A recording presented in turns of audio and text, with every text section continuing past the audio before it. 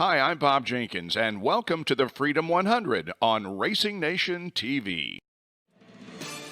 The pagoda, the yard of bricks, it could only mean Indianapolis, where it is our pleasure to bring you live and uninterrupted coverage of the Freedom 100 on Racing Nation TV. Hi everybody, Chris Aurelio from GT Rain joining you today. Alongside me are two of the greats, David Land's cameraman, Kyle Cuthbertson. Also or joining Racing us Nation TV is my channel. Also joining us today, I know who you are. I'm just messing with you. Of course, it's our good friend, Joe Donahue. Hello. We are bringing you coverage of perhaps the greatest sim race that was unintentional, where we have a stacked lineup today of pro drivers. I'm going to let Kyle actually go over some of the drivers that we have in today's race. Today joining us in the field, we have Indy Lights driver for Andretti Autosport, Robert Mangenis, aka Chicken Tendies, as we like to call him. From the Indy Pro 2000 category, we have Hunter McElrea for Pabst Racing, Devlin DeFrancesco with Andretti Autosport with Steinbrenner, and then our man, Braden Eves for Exclusive Autosport. We love Braden Eves. And then our only USF 2000 driver is Yuvan Sundaramurthy for Pabst Racing. And then from the IndyCar series this year, 2019 Indy Lights champion, as well as your reigning Freedom 100 champion from 2019, Oliver Askew, who was a rookie in IndyCar this year, had one podium and 2 top 10s. Thank you very much for that introduction, Kyle. We're going to go over our weather for today's race while the drivers continue their qualifying runs. Overcast conditions today at the Indianapolis Motor Speedway. Race, of course, at noon for David Land. Temperature at 69 degrees Fahrenheit. Save your jokes. Wind at 20 miles per hour north.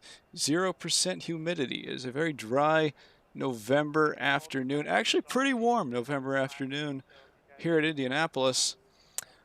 So, gentlemen, I got to ask you, that was an unintended pun there. That was not an Oliver Askew reference at all.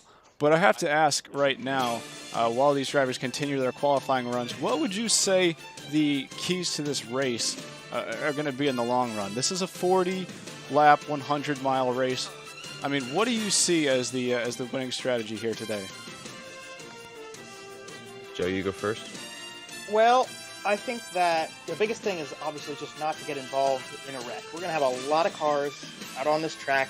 We're going pretty fast, but not as fast as, say, an Indy car. And it's going to be a pack race. We know that. We're expecting that. There's going to be a lot of passing. There's going to be a lot of great opportunities to get some draft and whatnot, and to be a little aggressive. But being too aggressive is going to put you in the wall. Obviously, these guys are going to get 3 faster pairs for their efforts, but you can use those up pretty quickly, getting caught up in accidents and stuff. So being patient is the big thing, and just get that car to the finish. That's the first goal. I would agree. I would say just stay clean. You know, you can actually bump draft in these cars, and that's going to play a big role. So I'd say don't do that too much. Don't damage your front wing. Don't damage your car, and save those faster pairs. You have 3 faster pairs to work with. I would say those are going to be very important in both races, both the LCQ and the feature. I just realized that while accidentally, procrastinating this race broadcast here, I accidentally left the intro music on for a long time. So I apologize for that. We're off to a great start here today.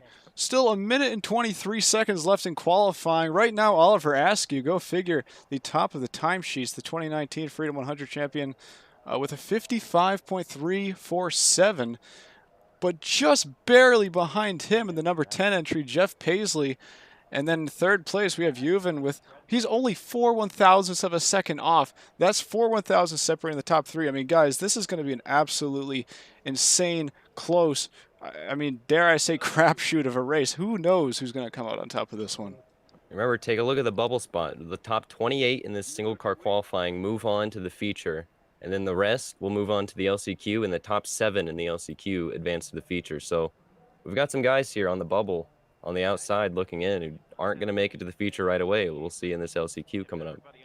Yeah, and that was the big strategy for qualifying, was just to get through it and get to that first race, because getting through 2 events tonight is going to be tough.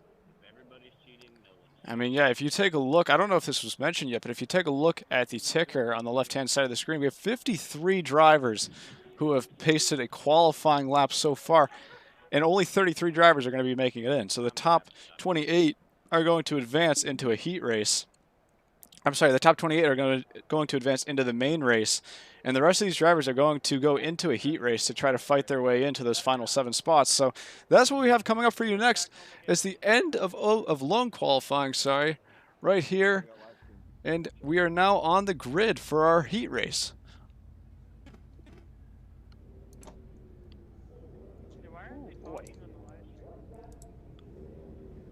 Here is the starting lineup for today's heat race. Ryan Eric King on pole.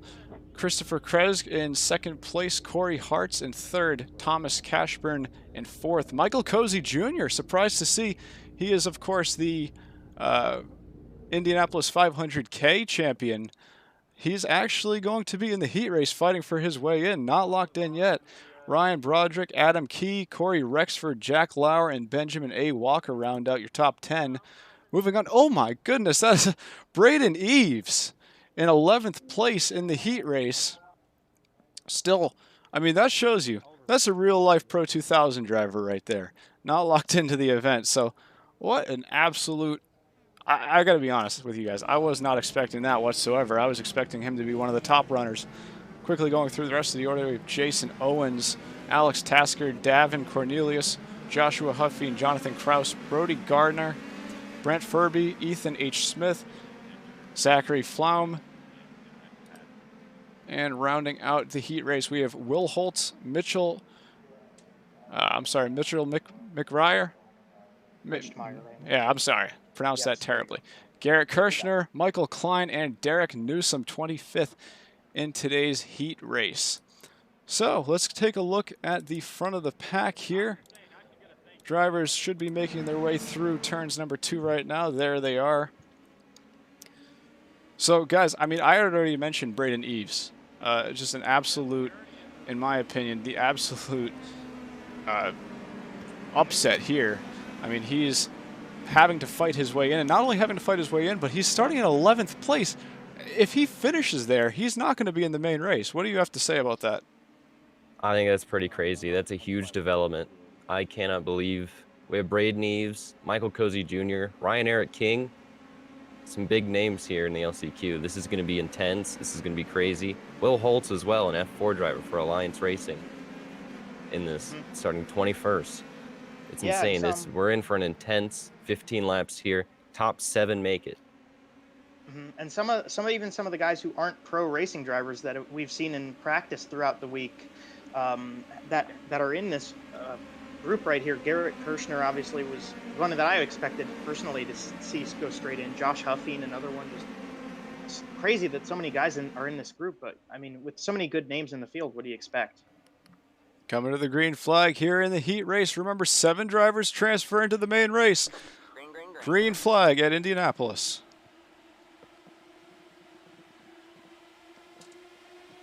Adam Key pulls out an early lead here. I'm sorry, not Adam Key, Ryan Eric King. Just a little bit of a timing glitch there. Yeah, Ryan King pretty easily out in front right now. That's going to go away very quickly, though. As you can see, the draft is a very major component of the racing that we see. Already 3 wide for the lead. Already. That's Kresge in the middle. Chris Kresge leading the inside line. Corey Hartz on the outside. I think the both of them are going to eclipse Ryan King as they come through 3 and 4 on the north side of the speedway. Kresge and King side by side into turn number 4 again. They're almost bump drafting out of the turn and back down the front stretch. They're still neck. Oh, we got a crack. Oh. Crash further on back. Multiple. Oh my! What just happened? That man went to space. Braden Eves is involved. Braden Eves is involved in that Braden one Eves too. is in it. Wow. Is Kyle going to throw the caution is all we have to ask now. I don't think Braden Eves is going to make it back to the pits. Yes, Kyle, that was your cue to throw the yellow there. First yellow of the night. I'm not sure. I don't even know where to start looking for that, honestly. We're going to have to take a quick look at an instant replay there. I'm trying to see the man who went to space. That was Corey Hart's in the 75. I don't know what quite happened to put him shooting straight upwards. Multiple cars involved. It looks like we had at least 7 or 8 cars there. It's just so hard to see. I believe the 42 car of Will Holtz was involved. We're going to take a look from his onboard if we're able to find it. Remember, still have 3 faster pairs to work with here. On board with Will Holtz coming into the wreck there. He actually got hit from behind. Made it through. Yeah, he got hit from behind. That's just really a gut wrencher for some of these guys. You know, you think you're going to make it through. You're being smart. Luckily for him, it looks like he was able. I mean, he got pretty lucky at the end there where he was right near the pit lane, so he was able to bring it down and into pit road. But good Lord. He's actually back going now. So, but I mean, I'll tell you right now, I think that Braden Eves being involved in that wreck, and not only involved in the wreck, but he actually had to tow. It's just really something interesting. I'm trying to see where he sits on the timing table right now. Braden Eves, it looks like he's down in 23rd right now. Stationary on pit road. I'm not even sure if he's going to be able to make the race at this point. He's still on pit road, and I believe he has a faster pair even in the heat race. So must have had to tow. Oh, that's right. Yes, the tow would have done that. Yeah, Is he going to go a lap down? I think so. I mean, we can take a look at him right now. You can see he's. Oh yeah, he hasn't even started that damage repair yet. The field's coming around turn 4. You can see them in the background there. Braden Eves. Oh, actually, no. As we say that, he gets rolling. He had that faster pair. Yep. He got it going just in time. He is going to be at the back of the pack, though. So he's going to have, I'd say, we're probably going to be going green with a couple laps, within a couple laps here. Maybe on laps 5 or 6, we'll be going back green. Braden Eves is one thing. probably going to have 10 laps. If I know Braden Eves, he's pissed now. You don't want to mess with a pissed Braden Eves. He's getting back out there. He's going to get him. How aggressive do you have to be, though? And how about this? Michael Cozy Jr. up to 2nd place right now, proving his worth, trying to defend his title in the Racing Nation TV Indianapolis races. Well, I mean, Michael Cozy's one of those guys who's really good at just being patient and being smart with a race car. I think that's obviously showing right now. But some of these guys at the back, like Zachary Flom, Thomas Casper, and obviously Corey Hartz and Braden Eves, just a really tough break. But at the same time, you could possibly see that again. Could see him come back and maybe get that lap back and try to fight for this. So I wouldn't quite call him out of the race right yet. No, we're definitely going to be jumping to Braden's onboard over the next few laps here when we end up going back green. But we mentioned Michael Cozy Jr. Actually reminded me of his performance at the very end of the Indy 500K. We saw the way he was able to slice his way through the field. You know, this is going to be a completely different racing style from that. Those cars were going 230 on the straightaways. These cars are going about 170, if that even. So, I mean, absolutely with these cars, you can hold it 2, maybe 3 wide in the corners easily. In the Indy cars, you weren't able to do that, especially the track conditions are different. That was a much hotter track than this. You know, sunny day out. This right here, these are just track conditions pretty much for pack racing. So, are you going to be able to make your way up through the field the same way? I'm not quite sure, honestly. I wouldn't expect so, though. I do believe that if you're going to try to make your way to the front, you're going to have to really try to figure something out that everybody else isn't doing, because timing those runs. Exactly. I mean, you mentioned, I've said before, I think that if you're about a second back, that's the golden place to be. And I mean, any driver who may be, you know, locked into the main right now and is watching the stream right now, take this advice. I say that if you're in 2nd place, or even if you're 3rd, 4th, whatever, on the final lap, if you find yourself about 8 or 9, maybe a second back when you hit the white flag, if you can stay in the draft perfectly for that entire lap, I think that that's the winning strategy right there, because it's all about timing those runs and getting out in front to the point where they're not able to pass you again before the end. Yeah, that's the big one. That's how this racing is being held. And I know from some of those practice sessions we've run, being the leader at the white flag is pretty much exactly the opposite of where you want to be. It's very different than some other forms of racing. But Obviously, like Chris just said, and like we've seen so much in practice races, for those of you who took part or got to witness them, the big strategy is to try to be smart and make that move out of turn 4. I think that's the key position to be in, is to try to make that move when you're coming out of the final corner. Lights are out on the pace truck, which means we will be going racing this time. There's going to be 10 laps to go. You know, I'd be shocked if we go green for the rest of the race, though, honestly. Do you think we'll get a full lap in there, Chris? Well, I think that what happened there with that previous yellow was really an eye-opener for some of these guys. Let's just say that. I mean, you saw how easily that one incident was able to take out maybe a quarter of the field, so I definitely think that these guys realize they're going to have to play it smart. Even though they're only going to have 10 laps, you're going to have to be smart if you're going to want to find your way to the front of the field. Pace car is in. So. I just hope the anxiety doesn't get to him. Coming to the green flag. Ryan King still leads him. Michael Cozy going to lay back and go to the inside. Looks like the front half of the field, they're going to go single file down to the bottom. Single file through turn 1. Ryan King still holding on to that lead. Cozy behind him. Kresge still in 3rd place. Now Cozy looks high. Christopher Kresge going to make some time back up on the inside line. 4th place going up to the top with Cozy, the number 38 machine. Can't get a read on who is. Oh, they're trying to go for wide. Oh, he's getting squeezed. I'll tell you what, I don't know if you noticed there, but Ryan King actually had 2 wheels in the grass. There's contact there between Ryan King and I can't figure out who that was, but that was Davin Cornelius further back there. I think that's going to bring out another yellow here. Joshua Huffing involved in that one. Yellow flag is back out. Jonathan Krause too. Wow. We're going to take a look. We didn't get a full lap right there. We're going to take a look from the onboard of Cornelius here. See what happened down the back straightaway.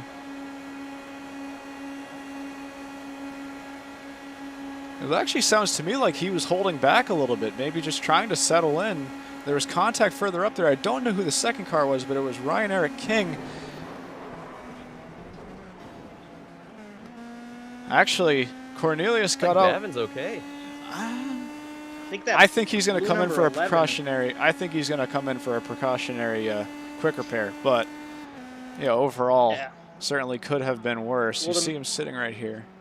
Still in. That initial incident was Ryan Broderick there, by the way, the number 11 machine. Right. Taking a look further back, I'm trying to find out where Braden Eves sits right now. He's actually, I don't know. That's yellow just gave him a wave around. Was he a lap down? He was a lap down though. I didn't know that. Okay. So the 4 guys at the back who are lap down are now going to be on the lead lap. Here's another thing. Obviously, I'm the one here throwing the yellows, making the race control calls. Yes, you were a little bit late on those past 2. Let's get a little speedy on those. It's rough, man. Yeah. Doing double duty. Here's another thing I need to mention, though, is that this is a heat race. This is not the race. So you don't really need to finish. You don't need to win. I mean, you're not going to get huge bragging rights for winning the heat race. So here's what I'm trying to say. If you're 3rd place or you're 4th place, why would you try to make a move? You know, why don't you just settle in? I saw Ryan King be especially aggressive there on the restart. He dipped 2 wheels in the grass. I don't know if that was intentional. I assume it wasn't. But to me, I just think that the front runners have no excuse to be pulling any risks right now. They're locked into the race right now at the position that they're in. So just relax, stay there, and see where it takes you. But I don't know. Some of these front runners seem like they're trying to get a victory in the heat race. I don't know how well it's gonna end off for them. Taking a look at the top 7 right now, Ethan H. Smith is on the bubble. He almost didn't make this race. His router blew up this week. He almost didn't make it. FedEx came in clutch. He's in it. We got Davin, who's just in that wreck. He's now gonna be at the rear. He looked like he was gonna make his way, but Will Holtz, 9th, the Alliance Racing F4 driver, out of the field right now. For the current moment, but we still got plenty of time left in this one.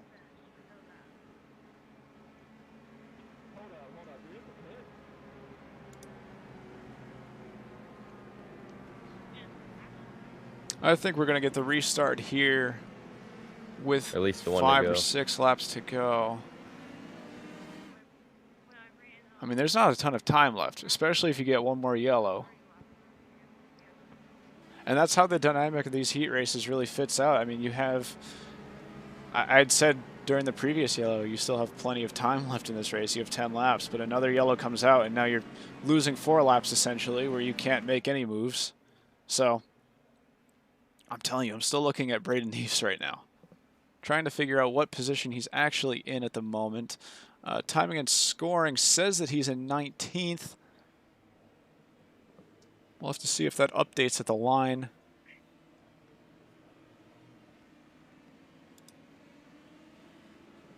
Yep, so that was the one to go. So we will be going back to green this time by. There'll be about 5 laps left for them to see if we can get to the green or at least get a little further into it before madness ensues. But the driver out of Hagerstown right now, Hagerstown, Maryland, Michael Cozy, leading the way on the inside line. His outside is going to be Adam Key, and behind them will be Ryan Eric King and Brody Garner up beside each other. So those guys, while they are at the front right now, I don't think that's the big point to watch coming through the rest of these laps and to the checkered. I think the big point and the people to watch are still starting more towards maybe 5th, 6th, even further back into 9th and 10th. But obviously the draft's a big thing and very important for these guys. So we watch for those guys at the back to start grouping up and trying to fight with the rest of them up here. All right, everyone watching at home in the chat, who do you guys think is going to make it to the Freedom 100? Only 7 of them. Only 7 of them, so just make sure we can at least get 7 of them to the finish here. And you surely can't. You surely can't base it off the top 7 at this point. I mean, if we've seen anything right now, you should know that this is all bound to change. Very true. I would watch some of these guys who've stayed up front the whole time. Ryan Eric King, Michael Cozy, they've been up here through the first couple laps, and obviously we've only been green for a short amount of it. But pretty impressive to stay up there. I think that's a major talking point for these guys. Pace truck pulling off once more. Coming back to the green flag, a car in the background there. Barely catching up after his wave around. The field's already fanning out there. We're already 3, nearly 4 wide. That was Jack Lauer making it 3 wide on the outside there. No, Jack Lauer is already a spin on the inside, and he's up into the wall there. I don't know if there's going to be a yellow for that. I think. Do we keep it green? Still keeping it green right now. I mean, it looked like a 1-car incident to me. Cars are still moving. Nobody stopped. We're going to jump on board with Braden Neves here.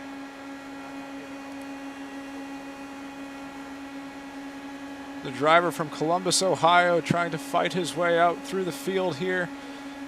They're side by side for the race lead. Meantime, Cozy and Key still leading Brody Garner and Ryan Eric King through turn 4. I'm surprised that the front 3 rows of this field stayed together in the same orientation that they took the green flag in. Obviously, they're 3 wide down the front stretch, so that is going to come to a quick end. And a little blink from the number 38 machine down the front stretch. Absolute no biggie. Insanity. Put the 43 into the race lead for the first time. Brody Garner driving the number 43 machine on the outside of the 99. Another car in the wall back there. There was a car in the wall back there. I believe it was Derek Newsom in the 50 car. We might be able to get a quick replay, see how that happened for him. Zachary Flom lost the tail end of the field. Hopefully he's okay and can catch back up here. Still 3 wide for the race lead, and look who's gotten all the way up to P9. Braden Eves is on a charge right now. Kyle called it. Don't get him upset, or you're going to have to watch your mirrors. And here comes Braden Eves to the top side. Now he's going to move up. Man, if I'm in this front pack right now, I'm getting scared. It's the top 7, all right there under a blanket. One wrong move, and these guys sitting in the back are in the show. Take a look at that. Fastest lap there. It was Braden Eves. Then Ryan Broderick stole it at the last second. They're still 3 wide through turn 2. Again, the top line doesn't seem to be the place to be right now. Braden Eves got caught out up there. Michael Cozy holding the bottom with a death grip. He's got the number 37, Ryan Eric King, pushing him down there. They're 4 wide. Oh, we have behind him. contact and cars up in the air. Big contact. One of those cars That was Brody Garner, Christopher Kredge, and Kresge. My apologies, Chris. Brent Furby, Michael Klein makes the pass, so he was not involved. Adam Key was, though. Those were some of the guys that stayed up there the whole way through this race so far. You know what? I had mentioned if you're in the very top of the pack here, you're in the top 7, take it easy. And it seems like nobody has listened to me. Well, you know, you got to try. You got to push to get to that checkered flag and get there in the top 7. It's really important to just be smart. And obviously, these guys get too anxious before that. One of the other drivers involved with that was Corey Hartz. He did not have to send himself in with a reset, so he's going to bring it back for a fast repair, or maybe not. He stays out this time. I think that might be limping along it. with a wheel off. Tough break for him, but You might be right, Kyle. They're coming up to 2 laps to go. Still believe there's any overtime here in the heat race. Now, there is 2 attempts, correct me if I'm wrong, 2 attempts of overtime in the feature 40-lap race, but I don't know if that applies here. Sorry, I should have done my research. I don't think we're going to get that. I believe iRacing does not have that set up to do green-white checkers in heat races. I might be wrong, but I'm pretty sure we're going to just come to the end here. So, Well, would you assuming that is the case, take a look at who's 3rd right now. From the back of the pack in about 4 laps, maybe?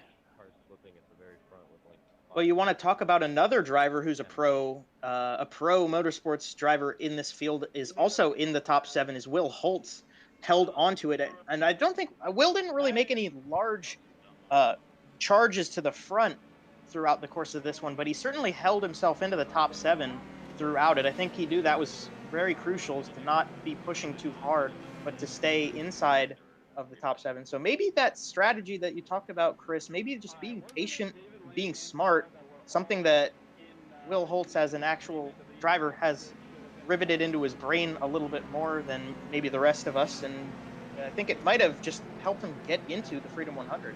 No, We actually will be getting a green-white checker. I was going to say, I believe the race has been extended. My timing screen right now is showing lap 14 of 16. Here we Oh are. my God. Oh Lord. Well, I'll tell you who didn't want to see that. Everybody in the top 7 right now. Michael Cozy Jr., Ryan Eric King, who's kept it pretty clean this entire race, apart from getting those 2 wheels in the grass in turn number 2 on one of the restarts. Braden Eves, I mean, all of these guys. Just probably like, why? Why do we have to do overtime here? Yeah, so I would think if you're Cozy or you're Ryan Eric King, you're up at the front, you're not quite as worried about this still. I would think if we're going to see another wreck come out at any point, I would be watching 5th, 6th, 7th, and then obviously 8th, 10th, 9th, 10th. Those are the guys on the bubble. They're going to be the ones pushing really hard. I think if I were Cozy, I'd be not exceptionally happy right now. I wouldn't be too upset. I think, just be clean, be patient. But being, say, Alex Tasker, the man on the bubble, the target machine, watching Corey Rexford and Joshua Huffing out his rearview mirrors, that's the trouble spot. That would be the place I don't want to be right now. Here's what I'm wondering right now is, let's say hypothetically the top 5 drivers hop into voice chat right now on iRacing and say, hey guys, you know what, we're going to have 2 laps to go on the restart. Let's just all hang in a single file line right down on the inside and see if we're able to just maintain our positions. I don't know how that's going to work. I haven't seen the dynamic of this race. I mean, it's just been a pack race overall, but I don't know if you hold it single file, if you're going to be able to pull off anything. I don't think that's quite the case, but it would be the way for them to prohibit themselves from getting caught up in an accident from a little bit of overaggression that has evidently been the case so far in this race. I would think far-fetched thinking to see a straight line of single-file cars, especially with so much at stake. But maybe some of the collaboration could pay off for the guys up at the front to stay where they are. and not allow anybody to make any big runs in the draft. Yeah, that's exactly what I'm thinking here. I mean, I didn't mention the top 7 because I think that 6th and 7th would really leave themselves vulnerable on that position, but I don't know. We'll have to see what the top 7 decide to do here, or what the entire field decides to do, honestly. Pace truck is going to be coming in this time, and if this is following... This is still anybody's race. Yeah, if this is still following the rules of the feature race, there will be one more overtime attempt. 2 more, but it's if we absolutely have to. All right.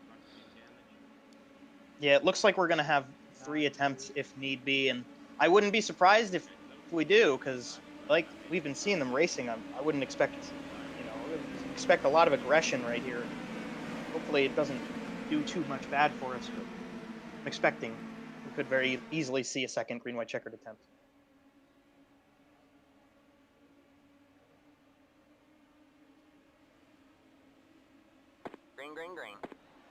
Green flag. Coming to the green flag.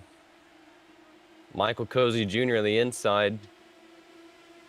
Side by side with Ryan Eric King. Braden Neves looks in the middle, goes low. So watch, Ryan King now gets held up, caught out on his own in the middle. The 03, Corey Rexford, made up some position there as well.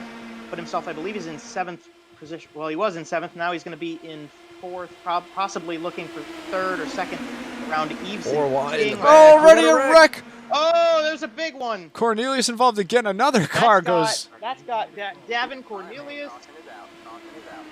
Seeing if I can find some of the other drivers involved Jack there. Lauer, Christopher Craigsby possibly involved. Craigsby was involved late in that one. Adam Key, Jack Lauer, Davin Cornelius, like we said. Yeah, that was... I don't really know what went down right there. That was just out of the blue. We're going to look on board from Cornelius again here down the back straightaway. And my thing's blocking it. Cornelius, oh! Maybe a little bit of net code there.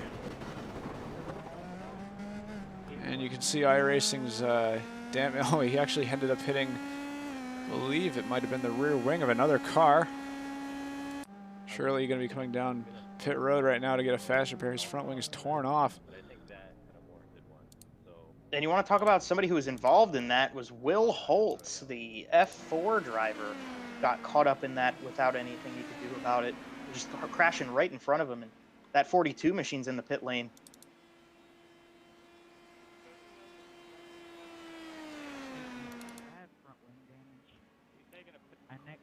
Was Michael Cozy involved in that, or was he?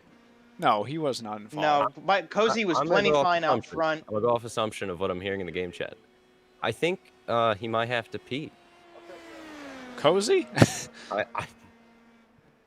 Look, he's sitting. I'm trying to find. I don't know. Oh, you know what? I think he's going to pull over here. I think he's trying to get a big enough lead, and he's going to pull over here. If he can pull this off, he hit the cones with his the greatest wing. thing I've ever witnessed.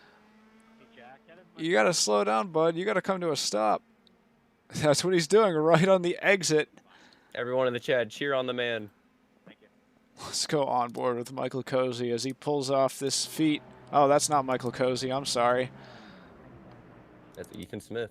Here it is. Yes, sir. Michael Cozy right on the exit of the pit exit. I'm sorry, did I say the exit of the pit exit? Whatever. Let's see where second place is right now. Ryan Eric King coming through turn 1. Wow.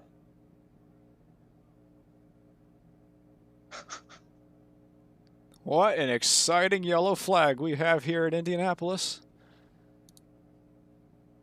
No, I'm going to say it. He's making a pit stop. All righty. Too early for these jokes, man. Now there comes King through the corner. Is he going to make it? I don't think he's going to make it. No, King has already passed them. He didn't make it. There is no way Cozy just sacrificed a transfer right here.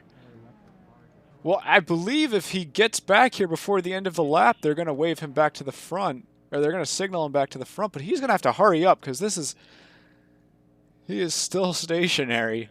He'll have time if he gets back soon. I believe we'll get the one to go this time.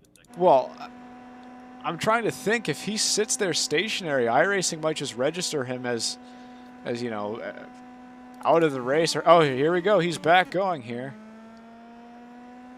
Now it doesn't seem to be. This is one of the greatest things I've ever witnessed in iRacing.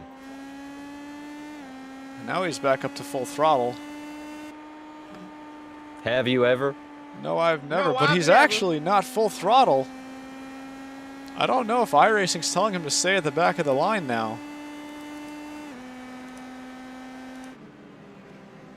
The fuel strategy is very interesting. That's becoming an issue for these guys. Braden Neves is out here saving fuel, more at the front of this group, seeing all this trouble right now. And obviously, the guys who've come into the pit lane might be in a better spot if they've come in and had to get repairs. Timing and scoring right now is showing Ryan Eric King as the effective leader. So I actually believe Cozy just sacrificed that.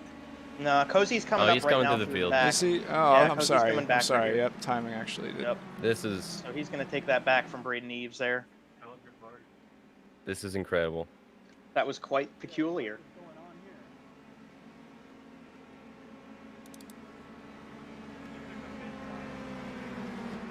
Oh boy. Wow. We'll look through the rest of the guys up front. Obviously, Michael Cozy, the driver out of Hagerstown for Starcom Racing, sponsored by Indy Racing Images. On his outside, Ryan Eric King, driving the number 37 on your screen. He's out of New York, driving for Team Motorsport 101. And Ryan, actually, fun fact about Ryan, he is the co-host of the Motorsport 101 podcast, which is available to download for everybody out here. Right in third spot, obviously, our man Beeves in the 52, the actual Indy Pro driver. On his outside is Ethan Smith in the number 64. Ian Smith out of the Bay Area of California right now. So we have a lot of good representation going on, not only in the whole field, but also up front at this in these front two rows coming back to the green. It's really awesome to see all these guys come out, though, and really appreciate it. I will put on record here that I told the drivers on that last green-white checkered, I was only going to throw a yellow. For literally the one way I was going to throw a yellow was if that exact wreck that happened. So this is probably going to be the last attempt at a green-white checkered. Pace truck is in, coming to the green. Michael Cozy leads him once again. Braden Eves behind him. Ryan Eric King beside him. Ethan Smith goes to the bottom. Eves tried to take a peek at the inside there. Thought better of it. Michael Cozy actually threw a block on him. Cozy holding that inside line. Braden Eves might know that that's the smart thing to do, is just stay behind the 99. You don't need to win this race. You just need to get into the top 7. So if you stay still behind Cozy, showing he knows how to keep the car up in first place, maybe that's the bold move. Maybe that's the right strategy. Braden behind Cozy on an inside line. I think the inside line's the way to go. I think so, but Ryan Eric King. Already a crash further back. Ethan Smith lost it all on his own right there. Race is going to stay green, though. There's another car around further back. Oh, trying to figure out who that was right now. That might have been Adam Key. Kirshner. Adam Key. Oh, I'm sorry. I believe that was actually. Yep. I believe that was actually Ryan Broderick. They've white taken flag. The white flag for the final lap. 2 by 2. Those Those top 4. side. They need to make sure all of them don't do anything stupid. Because remember, you don't have to win this. You got to watch. Those top 4 are safe. Place right there. Top 4 would be safe as it currently stands, but I wouldn't quite call it yet. Michael Klein staying on the inside of him, 3 wide for the race lead, down the backstretch. Still 3 wide. Now it looks like we've got maybe the race lead goes back to the outside line. McKing takes it back from Garner. Cozy on the inside. Still watching the 83 coming up through. Ryan King holding on and out front, but Cozy's going to look back down the inside, down the front stretch. 3 wide at the line. Back at him. Car on the wall further back. him. That was a 4 wide finish there. Shades of 2013. Car goes up into the catch fence in turn number 1. Michael Cozy Jr. scored as the winner in heat number 1. Very similar to his 500 win, Wow. side by side, timing they're and scoring. Reckon like hell, and after this one, showing such for us at the Lee. Cozy scored as the winner. Brody Garner in second. Ryan King third, but wow. We'll have to make sure that's official. Now, I'm going to have to test to see if those results are not accurate. I'm sorry. Michael Cozy Jr., your winner. Brody Gardner, Ryan Eric King, Michael Klein, Braden Eves, Thomas Casburn, and Benjamin A. Walker, your top 7. They will advance. The first car out, Alex Tasker, finished 8th. So close to making it in. Corey H. Hartz finishes 9th. Jack Lauer in 10th, and Davin Cornelius in 11th. Taking a look then at our starting grid for the race here today, if Joe Donahue would like to read us through the field. Yeah, so we'll start off, and who else better to start off with than the IndyCar driver himself, Oliver Askew. Going to be starting in first. On his outside will be Jeff Paisley, driving the number 10 machine out of Modesto, California. Behind them, Yuvan Sundamurthy in third place. One of our pro drivers alongside of him will be another pro driver, Hunter McElry, driving the number 18. Nicholas Wallishin, the IUPUI Motorsports Engineering student, starting fifth. And to his outside will be the Indy Lights driver, Robert McGinnis. Looking on to row number 4, William Paisley, I'm going to just confirm that he is the son. He is to Jeff Paisley. Those two are teammates. And then behind him, starting 8th, our good friend Drayton Knowles out of the Bahamas. Throw it back to row number 5. On the inside is going to be our buddy out of Florida driving for CFM Esports, Andrew Brodsky. To his outside, another engineering student at IUPUI in Indianapolis. This driver out of Brownsburg is Isaac Smith. His good buddy and our friend Jaron Fast will roll off in 11th spot. To his outside, the misplaced Hoosier, representing both Indiana and New Jersey in today's race, along with Race 92, his sponsor, David Land. Kevin Corbat will be starting off 13th on the inside of the number 15 Racing Nation TV machine. That's Cole Freilich out of Kentucky. Krista Hardy representing Indiana, driving the number 56 machine, a throwback to Ari Leindyke, will be starting 15th on the inside of another pro driver, Devlin DeFrancesco. We'll take it back further. It's starting in 17th spot, driving for East Coast Autosport. The number 24 on your screen will be Noah Carmichael, obviously scored as number 31 here. It's got a custom paint on that one. Alex Bradley will be rolling off on his outside. In the 19th starting position on the inside of row 10, representing Massachusetts, but originally from the same place that I go to college, West Lafayette, Indiana, Sam Miller will be on the inside of the Proximity Racing number 5, my good friend, the very handsome Trey Shuttleworth. Starting off on the inside of row number 11 is Brody Banta, driving for East Coast Autosport as well. And on his outside, in the 22nd starting spot, Carter Bowles. Matthew Holloway in 23rd spot, made it straight to our feature tonight. And then to his outside will be Nick DeGroot, one of our late entries out of Syracuse, New York. Ryan Dyer is going to be starting in the 25th position. To his outside will be the number 1 machine, the U.S. Marine-sponsored car out of Northport, New York, Thomas Smalling. Luis Gonzalez will be rolling off in 27th, and then to his outside will be the number 14 of Grant Timms. Ryan Eric King was able to put himself into this main race tonight, and he will roll out in 29th. Outside of him, Christopher Kresge, sorry if I botched that, Chris, will be rolling off in 30th. 31st to the number 75, the cancer survivor out of Rocky Point, North Carolina. That is Corey Hartz. And to his outside is going to be Thomas Casburn in the 32nd starting position. Starting 33rd, the driver out of Hagerstown put on a great performance in the last chance showdown we just got to enjoy. Michael Cozy Jr. will be to the outside of Ryan Broderick, driving the number 11 machine.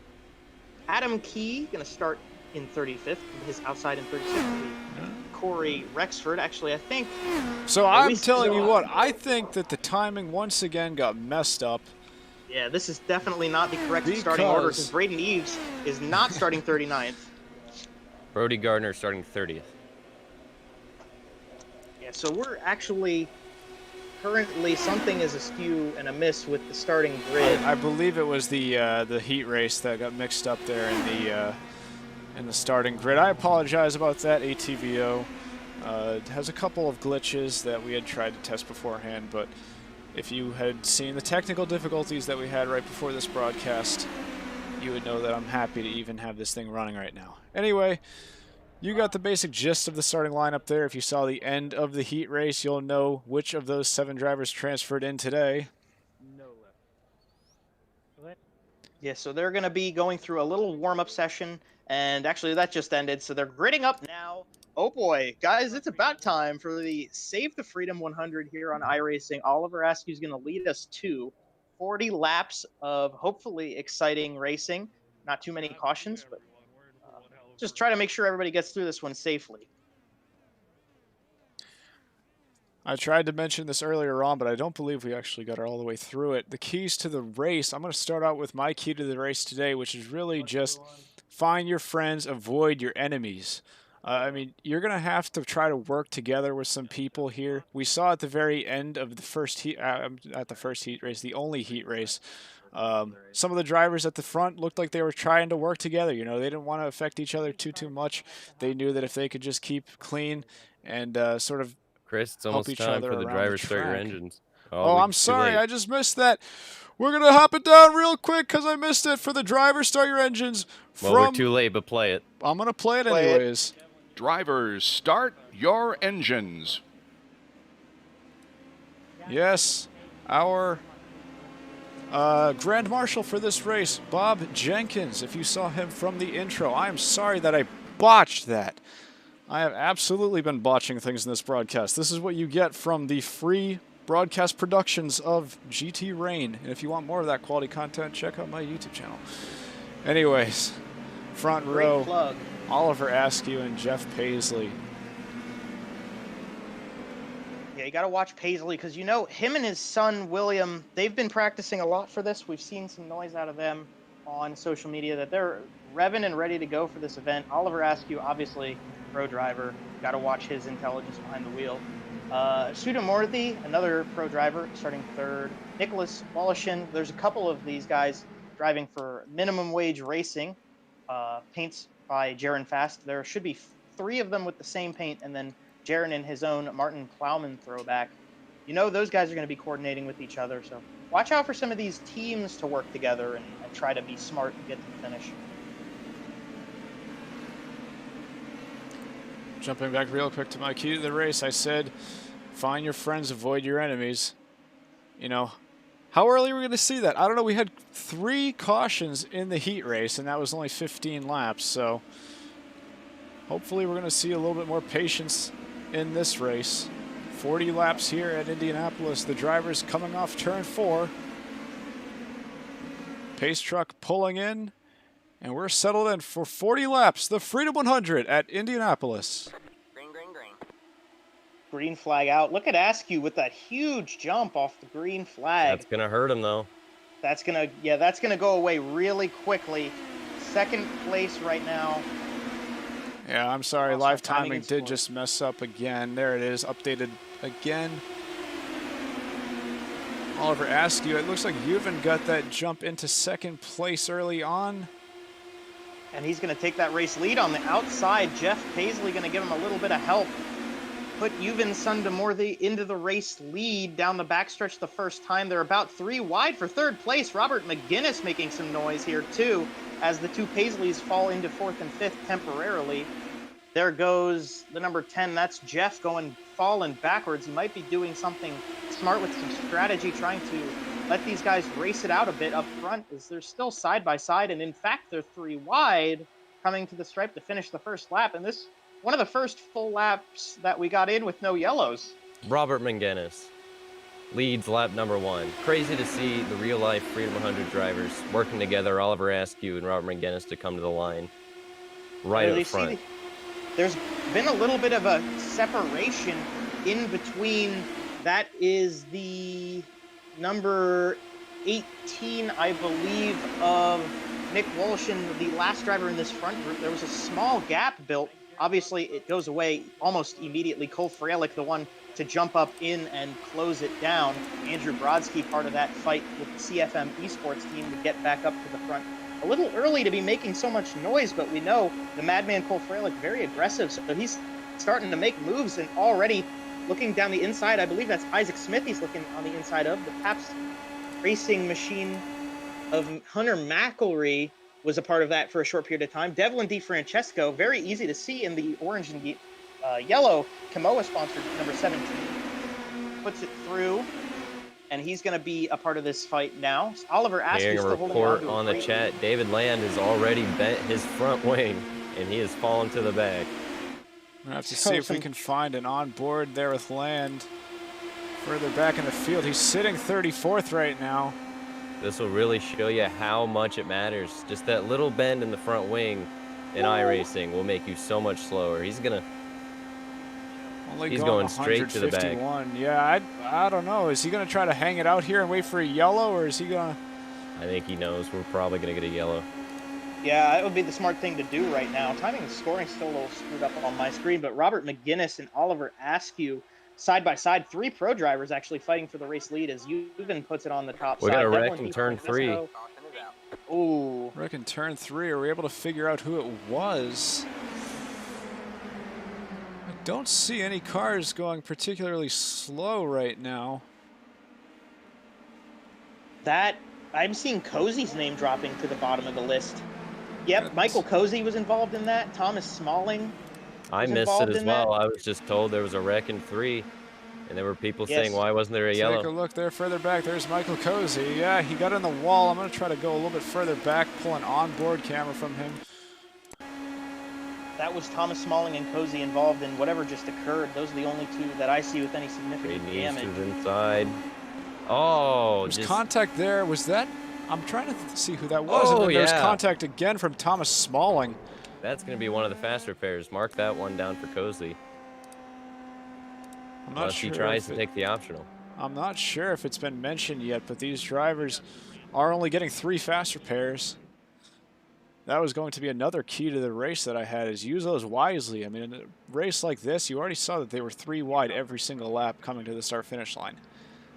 So you're not really going to be able to settle in here. The only way you're going to be able to settle in and drive comfortably is if you're 15 seconds away from the leaders, just sort of in a race of your own. That was one of the big things we talked about, is just being smart with those. Your fast repairs, if you use those up at the beginning, you can very easily take yourself out of contention at the end. That's when people start getting aggressive, and that's when I'd want to start being able to have them. Would not want to be using them now. That's a tough break for Cozy and Smalling. Couple cars coming down pit road right now. We have Nick Wolshin, Isaac Smith, Sam Miller, Trey Shuttlesworth, Noah Carmichael into the pits. Braden Eves, I saw his name dropping down as well. Yeah, he's in the bits as well. I'm not able to tell if these drivers are using their fast repairs or not. It looked like a really quick stop for Braden. I don't know if that was maybe just a fuel top off. It's too early for me to know. I don't know why he would do a fuel top off at this point in the race, but... And I want to add another name to the list of cars involved in this crash, because when Sam Miller came into the pit lane, that number 25 had no rear wing and no engine cover. So I think the West Lafayette driver in the cool green throwback might have been involved as well. Take a look at the top 4 right now. Those are all Road to Indy drivers, or I guess former Road to Indy drivers if you want to include Oliver Askew, leading the field right now. You have Euven in second place, Robert McGinnis and Devlin DiFrancesco rounding out the top 4. And then our good buddy Cole Freilich in 5th place. And another good buddy, Jaron Fast, in 6th. And then Hunter McElroy in 7th. McElroy was fighting in the top 5 earlier, dropped back a little bit. But at this point in the game, it's not really anything to worry about. Andrew Brodsky in the top 10 as well. I think that it's absolutely great. Just really quick, I think it's absolutely great to see some of these pro drivers racing alongside you or me, just ordinary people that have the chance to race up against these guys in cars that they race in real life nonetheless. I mean, these cars here do not race at Indianapolis in real life. Or at least at the Indianapolis Motor Speedway Oval. But it's at least a great chance for some of these guys who even look up to these guys. You know, they're a fan of the Road to Indy. Now they get to race on the same track as them. And I guess their best cars, the cars that these guys know the Michael Cozy is most. still sitting on pit lane. Gonna go a lap down. Yeah, I Cozy believe. is a lap down. You know what? He might be trying to do just a standard repair on that. It's the only way I could see. He's gonna go a lap down, but on the next, if there's another yellow and he can get a wave around, I'm guessing that's what his goal would be. Just save the fast repairs at all costs, even if you have to go a lap down early. It's a big risk, but it might work out in the long run. Here's the Honestly, difference. I don't know how much of a risk that really is, though, because would you expect to see another yellow flag in this race? Oh, yeah. Absolutely. It's lap. And he's going to get his Sick. lap back? Yeah, I think that was probably a really smart move, actually. Yeah, he's coming out of the pits now. He's not going to get his lap back this time because the field's already gridded up, but he will next time there's a yellow. That might have been the move to make. Cozy might have just big-brained this, being able to take the time now to get that car repaired without using a fast repair.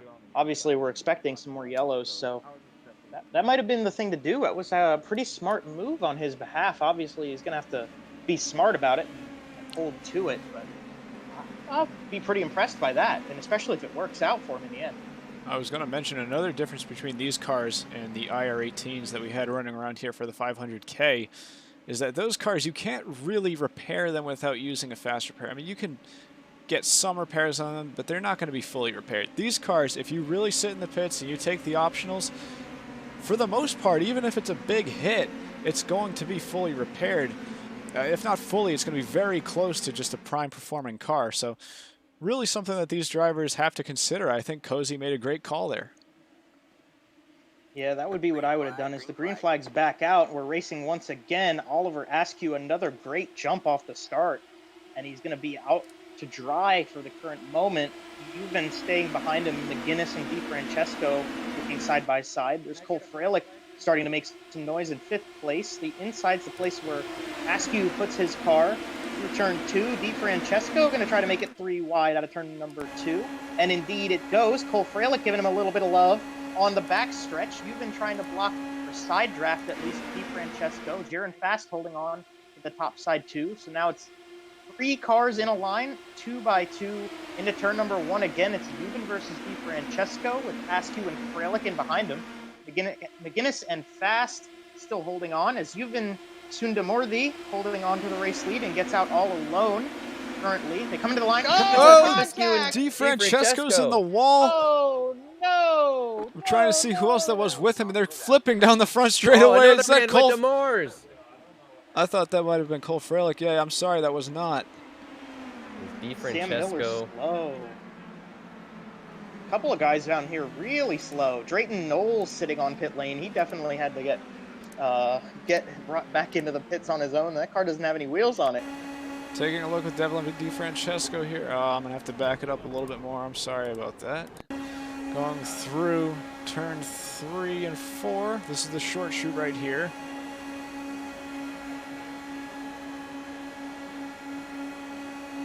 It looks like he had contact. I couldn't tell who that other car was. Was that?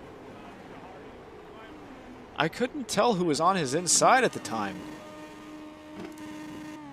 But certainly going to be an absolute heartbreak for DeFrancesco. It looks like he as well is pulling the long run game here and trying to take the... I believe they also I saw Askew take a tow. It could have been Askew that he got involved with then. That was Askew. Yeah, Askew actually... Askew. The all-white car. Askew's actually coming out of the pits now. Askew, I can tell he definitely used a fast repair. He only had a 10.5 second pit stop. So he's only going to have 2 more of those, and he's going to be at the back of the field on the restart. Scored 32nd right now. Well, I think the time to be at the back end of the field right now might, if you had to pick, would be an okay time to be back there. You can be a little smart for the mid part of this race and not get caught up in any incidents that take your fast repairs out of the equation. Obviously, being up front is a very important spot too, but if you can run kind of conservatively at the back end of the field, that might be an okay spot to hang on for a little while for these guys. A couple other cars jumping into the pits further back there. That was Luis Gonzalez Nunez and I believe Ryan Eric King in the pits as well. Don't know if they had any damage, but Ryan Eric King already back moving. Actually, quite a few Yeah, drivers them and a coming down couple pit road others. right now, yeah. Yeah, I'm looking at on timing and scoring: Noah Carmichael, Thomas Smalling, Thomas Casburn, Sam Miller, David Land, just a couple of the names who uh, partook in some pit stops here, maybe get some fresh rubber on the cars, see if they handle a little better with the fresher tires. I don't think that tire degradation is a major factor so far in. We've obviously ran a good couple laps under green, but at the same time, plenty of time left in the race. So I don't think it's going to be the major deciding factor moving forward, but definitely smart to try to keep your car at optimal operating condition. Take a look at this. Michael Cozy Jr., who's back into the pits again. I believe he had to take another repair, unless he was trying to finish up the repair from the previous damage. But he was in the pits. Well, he was actually only in the stop for 6 seconds. So that could have just been a routine pit stop, trying to fill it up, get some tires. Maybe he ended up using a fast repair. Maybe he had some damage that we didn't see.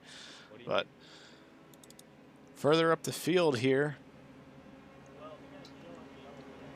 The leader of this race still Yuvan Sundamorthy out of Wisconsin, one of our pro drivers from the USF ranks. All behind him, our man Cole Freilich, the Racing Nation TV Target Chip Ganassi throwback car, number 15. Very aggressive driver.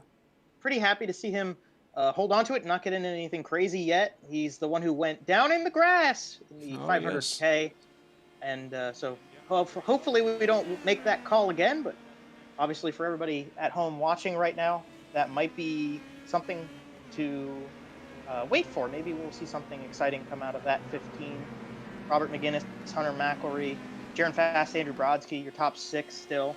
So some very recognizable names both on this channel and from real racing in the Road to Indy, holding on to the top spots for the current moment. But obviously this race is very much a crapshoot and a shakeup as the laps tick down. So just keep watching and see if your favorite driver is going to be coming up to the front within due time.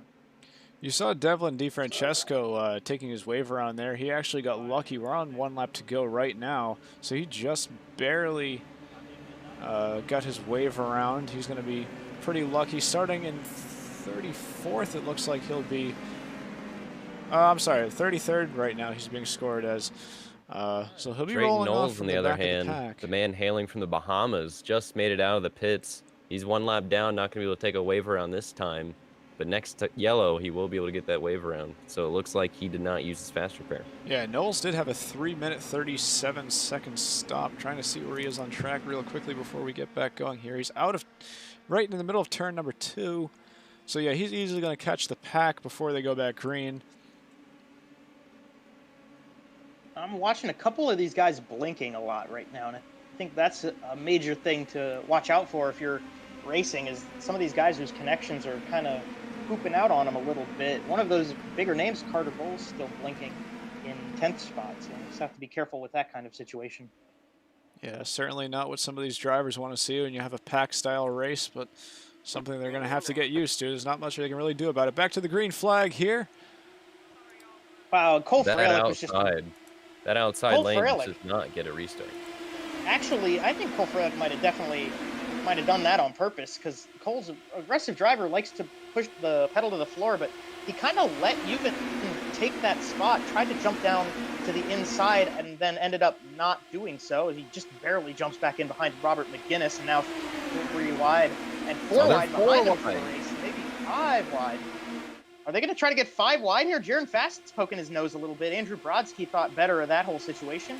Race leader, Robert McGinnis, just barely over Cole Freilich through turn 3, though. They simplify it back to just 3 wide. It's only 3 wide now, surprisingly. Robert McGinnis leading the way. Sundamorthy's been really making a lot of noise so far. He's been keeping his car up front throughout this one.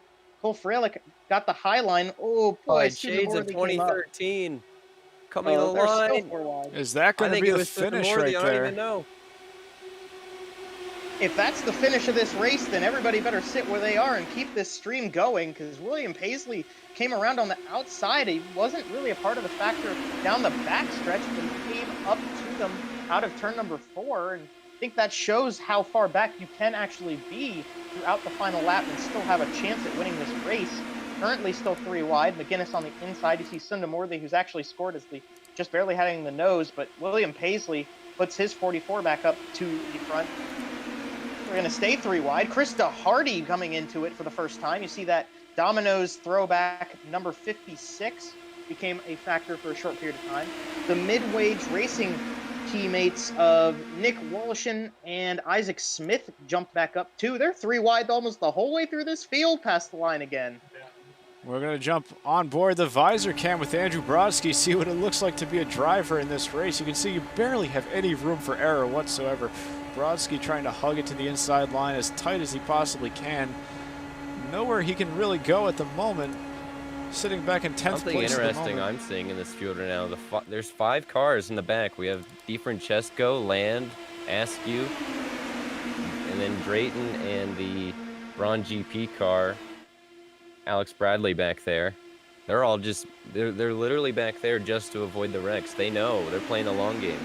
I think that's just really mentioned that. interesting Take a look to at me. these guys. They're actually, yeah, they're just sort of in a race of their own right now. I mean, these are some of the, I'd say that some of these guys are friends. David Land, Oliver Askew, Devlin DiFrancesco, they all know what I they probably have to know do David here. Land more than anyone in here, and he's sitting there and he's going, "Yep, that's where Devlin and Oliver are. I'm going to be right where they are." That's There's exactly a car what he's going saying right now. slow into Mark my words.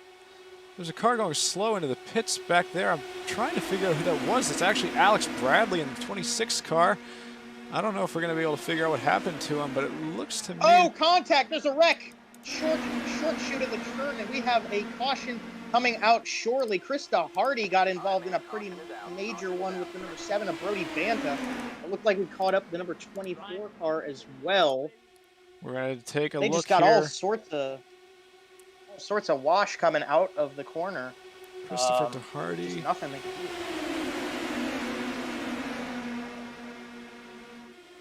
Oh, it just looked like somebody might have gotten loose, and then, yeah, that ended everything right there. Ooh. Yeah, I mean, what more are you going to do with that? Trying to figure out what exactly went on there. Let's see if we can find another onboard. This is onboard with Chris DeHardy. Into turn number 1. Neon green car there. Oh, yikes. Just a think that's tough Andrew shot. Wow. Let's see what... We're going to go on board with Brody Banta for that one. Here he is right here in the hinchtown.com PM18. Further back here, you can see that neon green car further up the road there. Got pushed from the car on the inside, and he just ran right into the back of them. Almost made It looked like he had nowhere to go, really. Yeah, I mean, he absolutely just came up on that like a thunderstorm, and tough break for He Brody missed there. the I don't first know. part.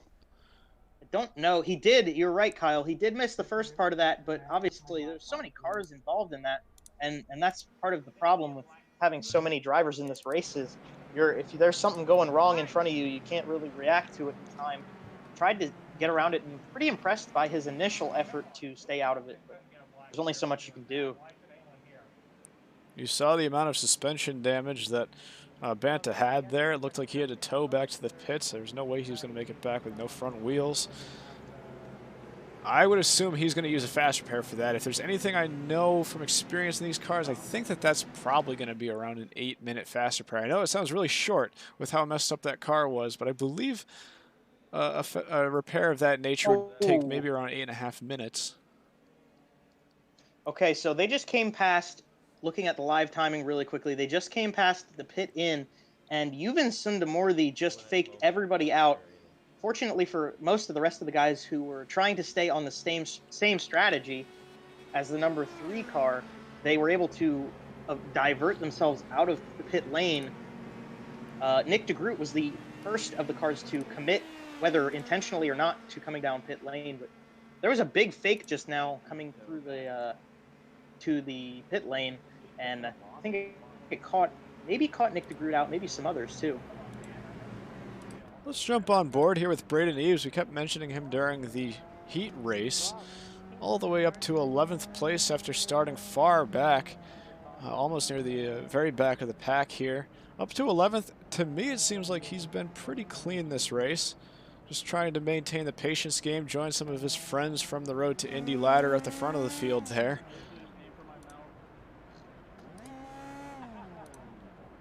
Sounds like he's saving fuel, actually. You can hear him pulling the clutch in there. Just coasting down the entire back straightaway.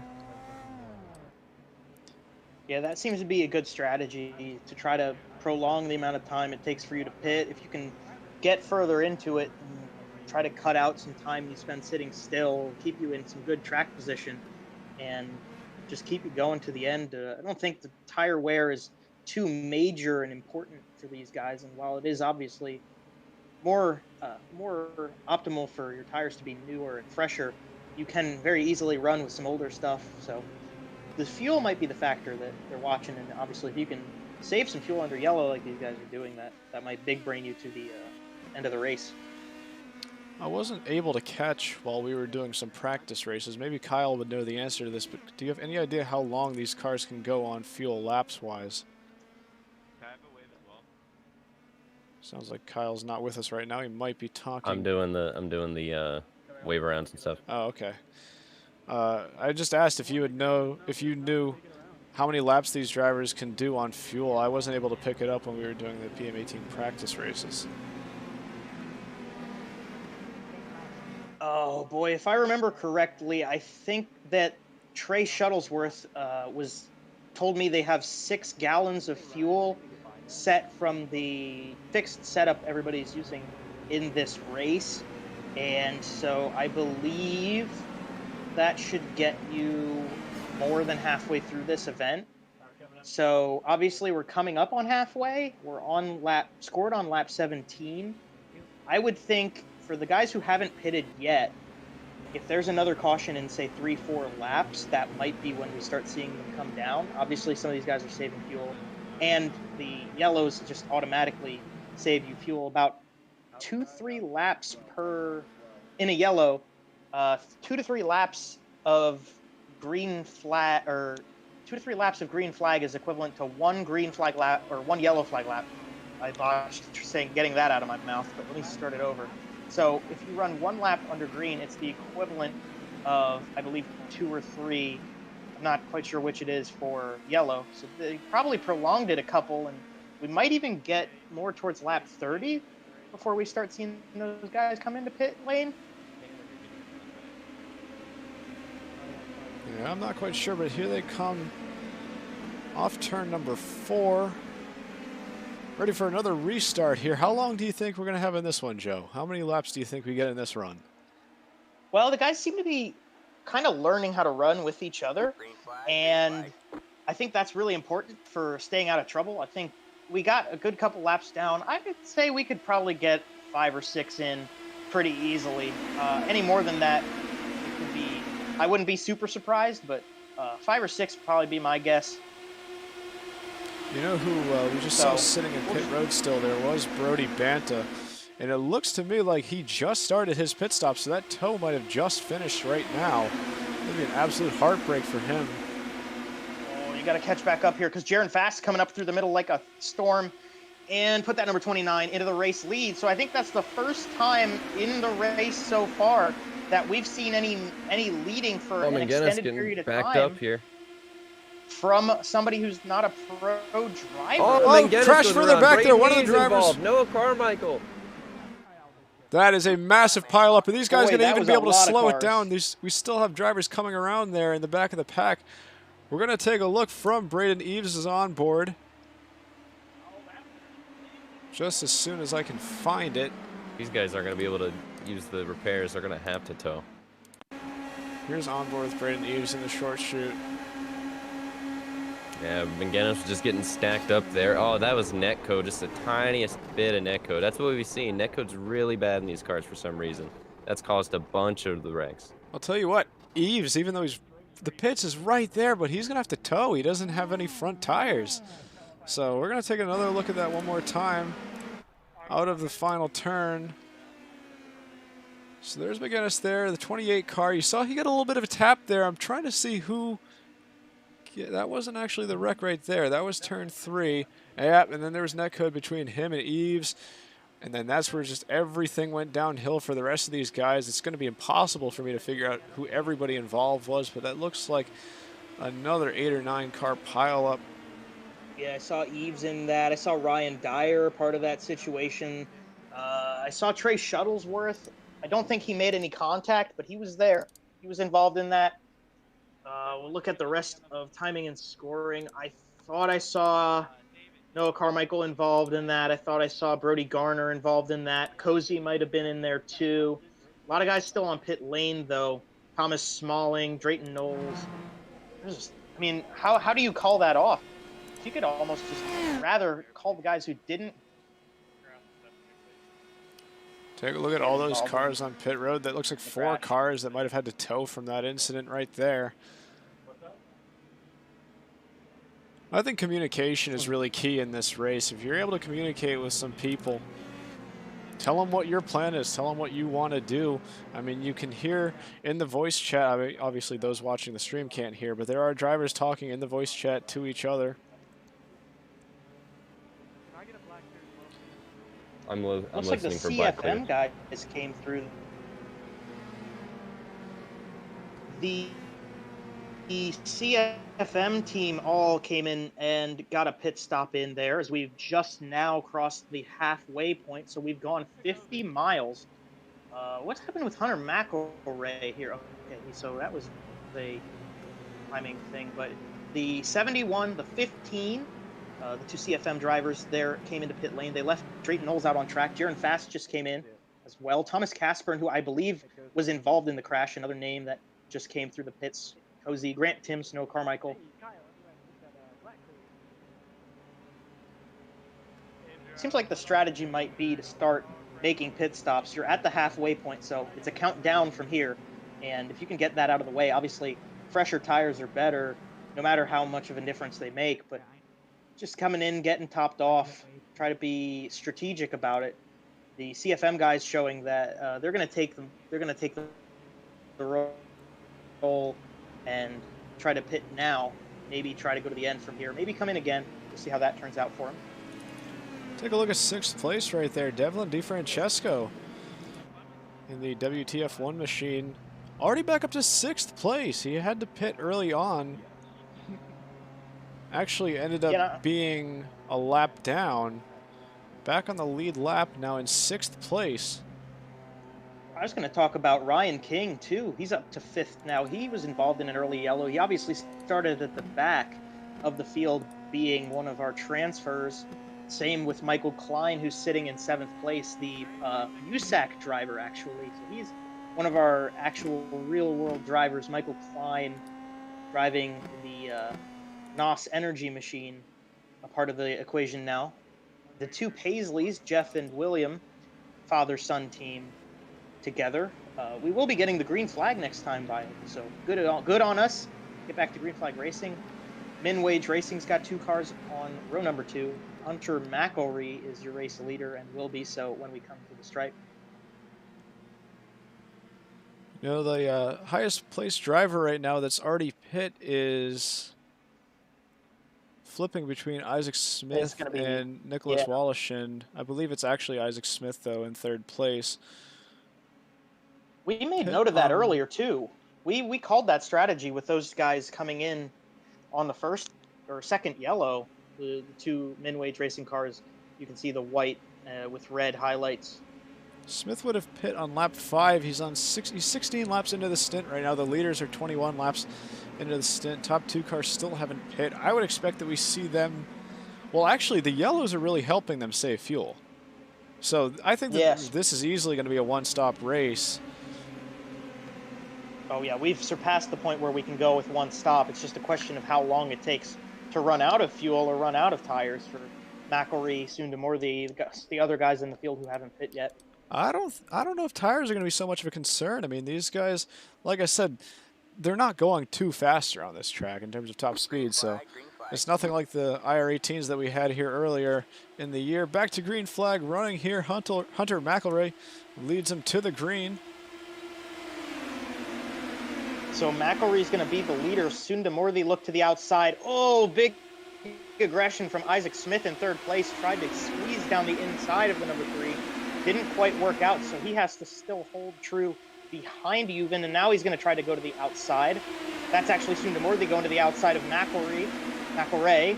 Devlin DiFrancesco leading a highline charge in the number 17. Watch the yellow and orange car jump to the race lead. Sundamordi's been holding on to the lead for the majority of this one, as they're almost 3-4 wide even. Oh, maybe contact. Just barely. DiFrancesco and Sundamordi. They're still 3 wide, though, so they managed to at least hold on to enough momentum to stay where they were. The min-wage racing guys separated, the 35 and the 18. You've got Nick DeGruda factor here. He's moving from high to low, trying to see which of the 3 drivers he wants to follow into turn number 1. He's going to pick the inside line, and Hunter McElray, driver out of New Zealand, leading the pack for the moment. Just barely over Juven Sundamordi. DeGroot trying to hold the bottom line. Came up a little bit, no contact though. So everybody's, as much as they're moving around, they're trying to keep the racing clean. Oliver Askew has regained 7th position. Actually, you can see him in the middle of a 3-wide battle with the 2 min-wage racing drivers, Isaac Smith and Nick Wallishin. Still race leader, Hunter McElray. Nick DeGroot going to try to jump up into 2nd place on the inside of Sundamordi. He's going to slot his way to the inside. Askew jumped in. Look out, William This man is Paisley. heading straight towards the pit wall. He barely didn't hit that. A huge mess there. Askew under Brodsky. Brodsky going to clear Askew into turn 1. Well, so Andrew Brodsky, one of the CFM drivers, the forward air machine, moving forward in the field right now. A little early in the running for those guys. We know they wanted to stay patient at the start of the race. DiFrancesco getting all sorts of squirrely down the backstretch. He's trying to make a run around Ryan Eric King on the outside, and he's actually gaining some time on them all alone, though. He doesn't have a draft partner immediately with him. Going to be 3 wide again through the corner. I'm surprised there wasn't net code between Ryan King and DiFrancesco there, because it looked to me like they were making contact. McElray still holding the inside. That seems to be the smart way to go about it. Noah Carmichael part of the picture, but yeah, staying on the inside line might be the smart move right now. Number 18, barely not the leader. Juven Sundamordi has a little bit of a push from behind from Ryan Eric King, and that's going to keep him in the race. Contact there. Devlin DiFrancesco's in the wall. Oh, no, there goes Hunter. There goes DiFrancesco. Ryan Eric King. Big contact there. Krista Hardy involved. I think Drayton Delanto Knowles might have been involved. Definitely. I'm sorry, Joe. You're cutting out a little bit there. We're going to see if we can get an onboard from DiFrancesco. A tough race for him. He keeps getting involved right when he gets back up to the front. We're going to see if we can find a replay here. Down the front straightaway.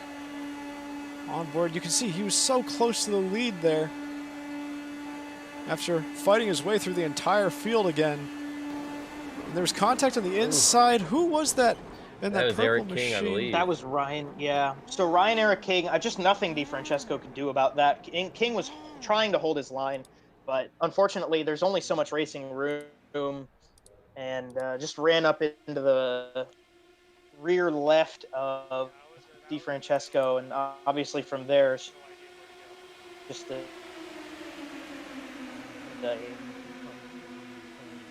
Still having some connection issues. Pile up. Still having some connection issues with Joe Donahue. Sorry about that, but you can see, yeah, Ryan King ended up getting into the wall. That's this type of racing right here. Might have been netcode again. That's what I'm checking for, honestly. I'm curious. This is on board. Didn't quite look like netcode from my end. I thought King just came up just a tad bit, not by his own not by any purpose or anything, but just ran out of room. That was on board with Carter Bowles right there. I don't know if you were able to see the way he maneuvered his way through it. He kind of blinked in and out a little bit. This was Cole Freilich, his view of that incident.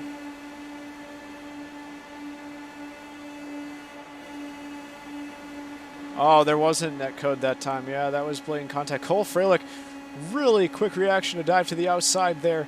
Made his way through it. That was an excellent piece of avoidable driving there. Not avoidable driving, but avoiding the wreck, I guess I should say, from Cole Freilich. Really smart move, and as a result, he's sitting up near the front of the pack right now. Sitting in second place at the moment. So let's take a look big picture here. I mean, we're coming up on 10 laps to go. This race has just absolutely flown by. There's been quite a few yellows, yes, but those drivers at the front of the field who were waiting to come into the pits, we had Yuvan Sundamurthy finally came into the box there.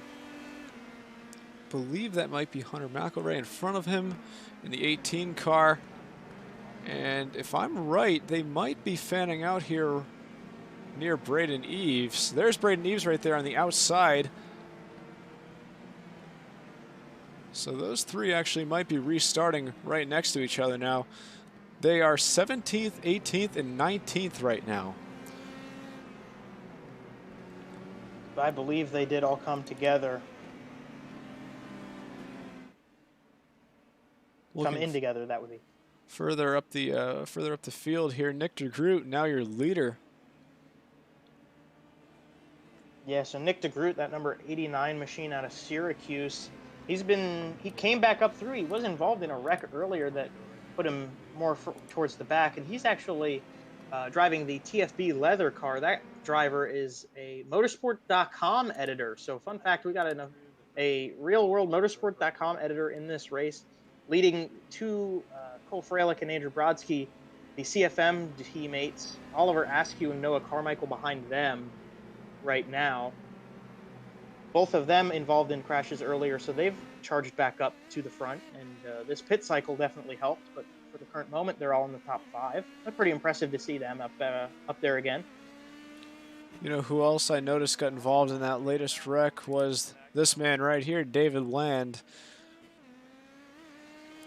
Quietly, he made his way back near the front of the field. He was sitting, I think, just outside the top 10 right before that last caution came out.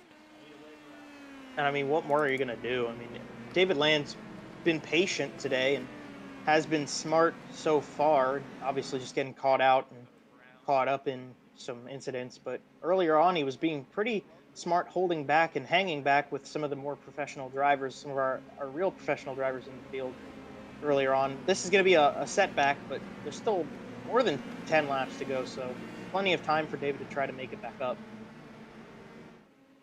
We keep mentioning the Road to Indy ladder drivers that we have in this race. Well, if you take a look at the top 10, you only have one graduate of that program here, and that is Oliver Askew in 4th place.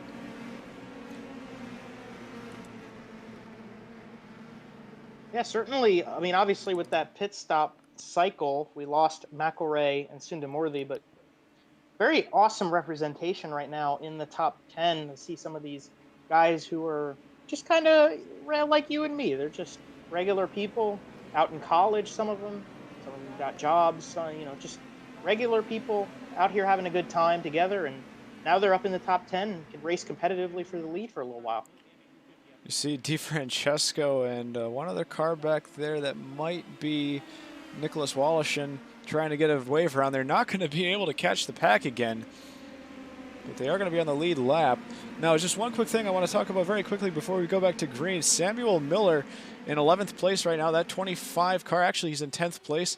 He has not come into the pits since lap 5. So we're going to be very interested to see if he's able to make it to the end, but it looks like that strategy might have yielded him a top 10 for now. Back to green flag racing. There is a car who just went flying in the pit road back there. I don't know what that was about. Anyway, back to green flag here. Nick DeGroot in the lead. Oliver Askew slots into second place. There's already a car up into the catch fence, it looks like. Further back there, that might have been... Was that Hunter McElroy? That might have been Hunter McElroy. Wow. So one of our pro drivers up into the fence off that restart. Meanwhile, race lead, William Paisley took it on the inside from Cole Freilich. Very quick here from Hunter McElroy. There was some contact. Just a little bit of contact. I couldn't tell who that was from.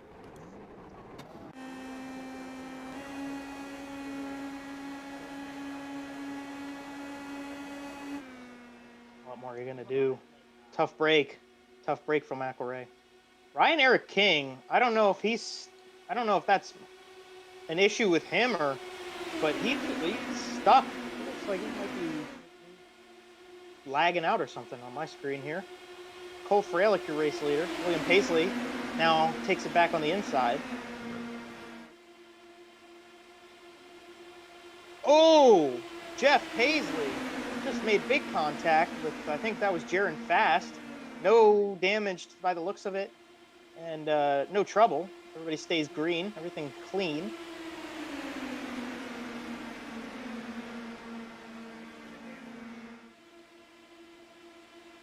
Jeff Paisley with damage. Is that damage on that number 10? I mean, he was airborne. Yeah. That car was off the ground. Going to drop back for sure. A lot of argy-bargy down the front stretch right now. Kevin Corbat coming up through the inside, passing Nick DeGroot, who's fallen back a couple spots now. Race leader Cole Fralick, contact. William Paisley and Cole Fralick just got into each other, and Paisley's got big damage. Big damage for the 44 machine. Falling further back there, it looks like he has right front. The wheels just popped off. He's going to have to come in and maybe, I'd say he should just use a faster pair at this point in the race. I mean, I don't know how many he's used at this point, but if he still has a couple left, that might be a good excuse to use one. You might not even lose a lap right now. Back to the lead pack here. I do believe Paisley's good to go with 3 faster pairs up to this point. That's as best as I know. Meantime, CFM Esports leading the way. Michael Cozy looked to the outside. Brody Garner fighting up through into 3rd place now as he left the number 99 to dry on the top side. The 2 CFM cars, Andrew Brodsky, Cole Fralick staying together as best as they can. Holy cow, Cole Fralick ran into the grass through turn 1. So very lucky that nobody was out there. Take a look on board. Michael Cozy Jr. here, the winner of the 500K, found his way to the front of the field again here at Indianapolis. Staying with CFM on the inside. Brody Garner now way out to dry. Oliver Askew catching back up to the 4 guys who made a short run out of taking a lead over the rest of the field, as now they're all bunched back up together. Cole Fralick leading Andrew Brodsky, Michael Cozy, Oliver Askew, Nick DeGroot. That's your top 5 right now to turn number 4. You see Hunter McElroy almost going a lap down. He's further up the field there. They're probably going to end up catching him because Hunter McElroy is by himself. Yellow comes out soon. Oh, yeah, but right now these guys seem to be spacing out more than they've spaced out this entire race up till this point. Oliver Askew, I'd like to think he's being a little bit patient right now. I mean, he's just trying to sit 4th place. He knows that that's where he wants to be on the last lap. He can pull a big draft and maybe get by these guys. I don't know if he's maybe experimenting with what the draft can look like at the end of the race. Yeah, Cole Fralick and Andrew Brodsky, 1-2 down the back straight. These guys like to work together. Yeah, they're CFM teammates. Esports leading the pack. They're teammates. So they're going to want to work together. Michael Cozy to the wall. Spinning. Cozy is in the wall there. There's another car spinning down low. That might have been Thomas Cashburn. Michael Cozy. Heartbreak. No, I'm sorry. It was not Cashburn. Ryan Dyer, Cozy possibly. Dyer? Yes, it was Yeah, Ryan Dyer. Wow. We're going to go on board with Never Ryan bring in Dyer. another one. Down the back straightaway here. And you're going to see Cozy get turned up there. And, oh, I just feel for Ryan Dyer. There was nowhere he could really go. But it actually looks like iRacing might have just given him a lucky break because his suspension had broke there.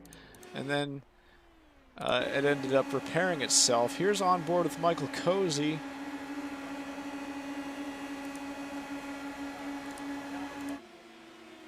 You're going to see, I'm trying to see who that was to his inside there. Maybe a little bit of net code again, possibly just some ordinary contact. Oh, that, you know what? That might have just been regular contact. Maybe the onboard will be able to tell us definitively here. We're going to go on board real quick with Michael Cozy Jr. You're watching Isaac Smith right in front of him. Yeah, there just was a little bit of contact.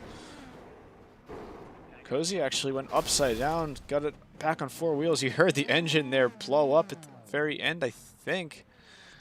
So, yeah, I think Cozy's absolutely going to be using a faster pair for that one. Yeah, I mean, what more can you do but take a fast repair? At the end of the race like this, I think Cozy might have used up two now, but it's go time. This is when you need them, and we talked about that at the beginning of the show. You want to hold on to your fast repairs for the end of the race. Well, here we are. We're going to get 5 to go at the stripe this time. So if you 6 to don't, go at the stripe. my apologies, 6 to go at the stripe. If you have them now, might be the time to start using them. Cozy's obviously going to use that to his advantage. Actually, Michael was the one who earlier on in this race had the opportunity to take a fast repair and denied it, actually fixed his damage in real time and saved it for the end. So saving it for the end is now. Now is the end. So to use it now and keep himself in at least maybe one lap down at the most. I think he's actually going to be getting back out on the lead lap, maybe one lap down. Uh, this was the smart move for him to use it now rather than earlier on. I'm looking further down the field. I don't believe fuel is going to be a concern for any of these drivers. I had mentioned right before we went green last time that Samuel Miller was somewhere around 24, I believe, laps into his stint at the time. Well, now he's 30 laps into the stint, and he still has not come down pit road. Sitting back in 12th place right there in that green and white machine, number 25. So maybe he thinks he can make it to the end. Like I said, he's 30 laps in. If we don't have any overtime, we're going to have 5 laps to go this time at the line. That's But a I heck don't of a think stretch for him. I think if anything, that tells us that fuel is not at all a concern for the rest of these guys. Freilich is on a 15-lap stint. Brodsky's on a 15-lap stint. Oliver Askew, 19. Nick DeGroot, 20.